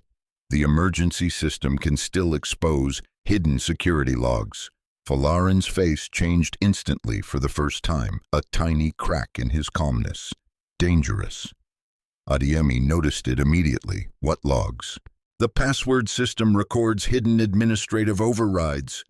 Adesimbo explained breathlessly. I saw traces of them the night I sent the alert. The finance officers looked uncertain. She may be right, one admitted quietly. The emergency system keeps encrypted shadow records. Folarin stepped forward sharply. That system requires executive-level clearance. Adesimbo looked directly at Adeyemi. You gave me the password because you said innocent people might suffer. The room fell silent again, and for the first time since the accusations began, Adeyemi realized something terrifying. Every time Adesimbo had opportunity to protect herself, she protected others instead. Slowly, he made a decision. Bring up the emergency interface. Folarin's composure cracked further. Sir, that's unnecessary now. The technicians immediately began opening the secured system interface onto the giant central screen. Investors watched nervously. Auditors whispered urgently. Journalists outside the glass walls noticed rising chaos instantly. Then the final prompt appeared across the screen. Enter master emergency password. The entire room froze. Adeyemi slowly turned toward Adesimbo. Do it. Shock spread instantly. Temilade stared in disbelief. You cannot be serious. But Adeyemi stepped aside from the terminal. Do it.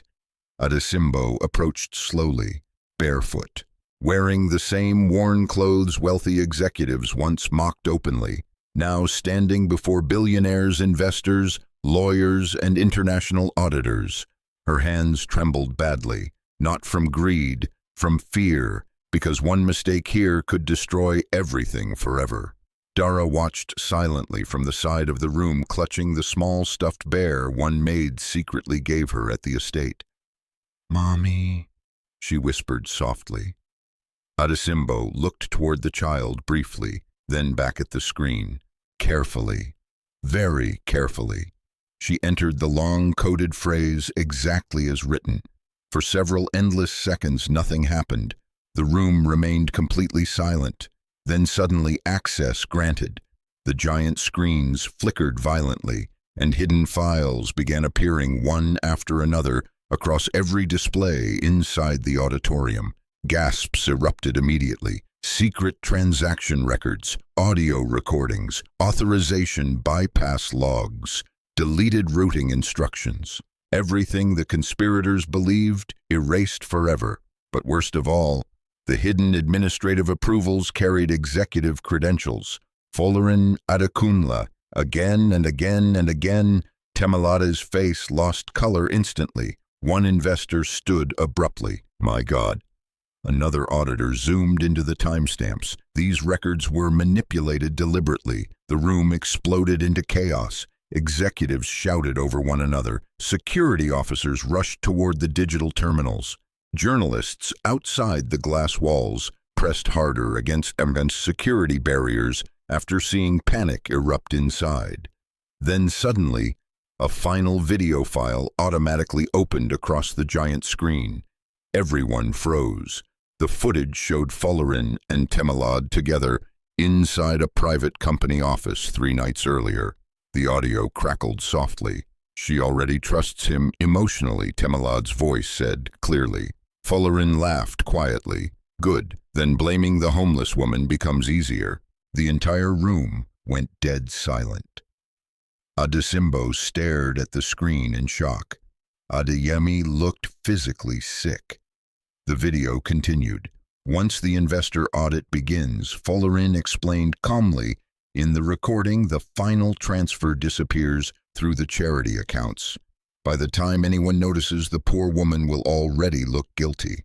Temelade smiled coldly in the footage. And Adeyemi, he'll blame himself too much to think clearly. Silence shattered into horror across the auditorium.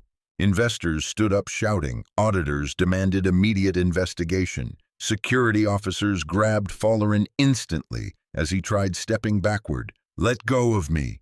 Temelade's face collapsed completely. This is not what it looks like. But nobody believed them anymore, because truth now glowed across every screen inside the building, and standing at the center of it all, still barefoot, still trembling, still poor, was the homeless woman they tried destroying. The same woman who could have stolen everything, but instead saved millions meant for people suffering exactly like her. Adeyemi slowly turned toward Adesimbo. Emotion filled his face now. Shame, gratitude, regret. But before he could speak, Dara suddenly ran forward and hugged her mother tightly. "I told them you're good," the little girl cried softly. And across the silent boardroom, even hardened executives lowered their eyes in shame. The silence inside the investor auditorium did not disappear quickly. It shattered slowly, like glass breaking piece by piece. Executives stood frozen beneath the glowing screens, while the hidden recordings continued replaying across the walls of the conference room. International investors whispered in disbelief. Auditors rushed through financial logs with pale faces. Journalists outside the building pressed harder against the glass barriers after sensing scandal exploding inside. And in the middle of it all stood Adesimbo, still barefoot, still wearing the same faded clothes.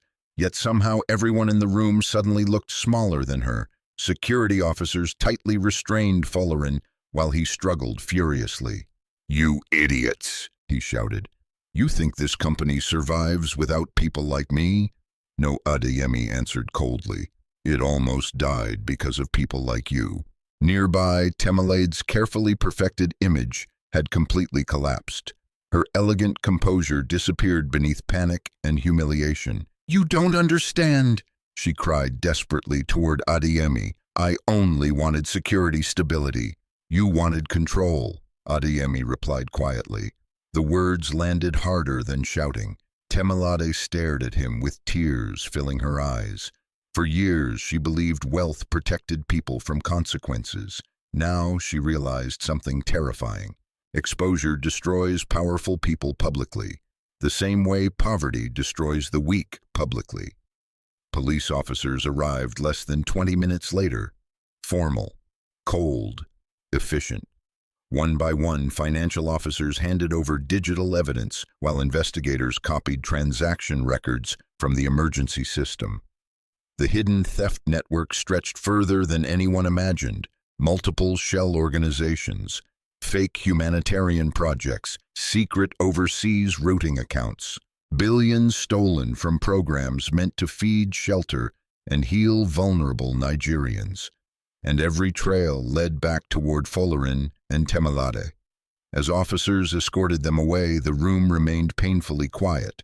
No applause, no celebration, only shame, because everyone there remembered how quickly they condemned the homeless woman. Meanwhile, Dara still held tightly onto Adesimbo's hand. The child looked confused by the chaos around her. "Mommy?" Adesimbo looked down gently. Are we in trouble anymore?" The innocent question nearly broke several people emotionally. Adesimbo slowly knelt before her daughter. "No," she whispered softly. "Not anymore." Dara smiled weakly and hugged her tightly again. Across the room, Adeyemi watched silently. Guilt weighed heavily across his face now, not only because he failed to trust her, but because he realized something deeper. The system around him had trained everyone to distrust poverty automatically, even him, especially him. Slowly he walked toward Adesimbo. The entire auditorium seemed to hold its breath. Adesimbo stood quietly as he approached. She looked exhausted, emotionally drained, like someone who survived a storm but no longer had strength left to celebrate survival. For several seconds, Adeyemi could not speak. Then finally, "I am sorry." The words sounded simple, but honest, deeply honest. "I failed you," he continued quietly. "After everything you did to protect this company, I still allowed people to treat you like a criminal." Adesimbo lowered her eyes briefly. "You were afraid. That is not an excuse." "No," she agreed softly, "but fear changes people." The truth in her voice hurt him again, because she still understood his weakness even after he abandoned her. Nearby investors and executives listened silently. Some looked ashamed to even meet her eyes. One elderly international auditor slowly stepped forward. "In 30 years of corporate investigations," the man said quietly, "I have never seen someone with greater opportunity to steal. Choose honesty instead." Others nodded slowly, not because she was poor, but because integrity becomes rare anywhere power exists.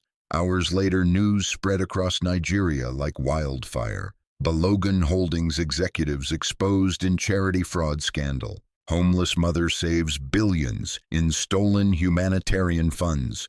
Television stations replayed the footage repeatedly. Social media exploded with reactions. People who once mocked Adesimbo now called her courageous. But strangely, the sudden praise did not change her expression much, because humiliation leaves scars even after justice arrives. That evening, after police investigations ended and investors finally departed, Adeyemi requested one final private conversation inside the quiet executive lounge overlooking Lagos. The city lights shimmered beneath the darkening sky. Adesimbo stood near the window while Dara slept peacefully on the couch nearby. For the first time in many days, the child looked truly safe. Adeyemi slowly approached holding several documents. "These belong to you." Adesimbo frowned slightly. "What are they?" "Ownership papers for a fully furnished apartment in Ikoyi." He paused briefly. "And authorization forms establishing a new foundation division under Balogun Holdings." She stared at him silently. "I don't understand." Adeyemi placed the documents carefully onto the table. The charity system failed because people managing suffering never truly understood it. His voice softened. "You do." Adesimbo immediately shook her head. "I'm not educated for company work." "No," Adeyemi answered quietly. "You're educated by survival." The sentence lingered heavily. He continued, "I want you to lead a foundation for homeless mothers and vulnerable children across Nigeria. Real shelters, real medical care, real food programs." He swallowed hard. "And real dignity." Tears slowly filled Adesimbo's eyes again, not because of wealth, because for the first time in years, someone saw value in her pain instead of shame. Still, she hesitated. "Why me?" Adeyemi looked toward sleeping Dara. "Because when you had every reason to become bitter," he turned back toward her slowly, "you still chose compassion." Silence wrapped around them softly. Then Adesimbo whispered the words nobody expected. "I don't want revenge against them." Adeyemi blinked slightly. "Against Folarin and Temelade." She nodded slowly. "They should face justice." Her voice remained calm, But hatred destroys poor people first, because it becomes the only thing they own. Those words stayed with Adeyemi forever afterward. Months later, the Adesimbo Foundation officially opened across Lagos. Shelters for displaced mothers, emergency clinics for homeless children, food programs funded transparently, and inside every center entrance hung one simple sentence: dignity should never depend on wealth. People traveled from different parts of Nigeria just to meet the woman once accused of stealing billions. But Adesimbo always answered the same way whenever journalists called her a hero. "I was only trying to protect people." And every night before sleeping, Dara still thanked God for the rainy evening beside Oshodi bus terminal, the night a homeless mother chose honesty over desperation, and changed countless lives forever. After all the pain, betrayal, and humiliation, one truth remained stronger than money. Kindness given during suffering is the rarest form of courage. Adesimbo had every reason to become angry at the world. Poverty abandoned her, powerful people accused her. Society judged her before hearing her voice. Yet even with nothing, she still protected lives that were not her own.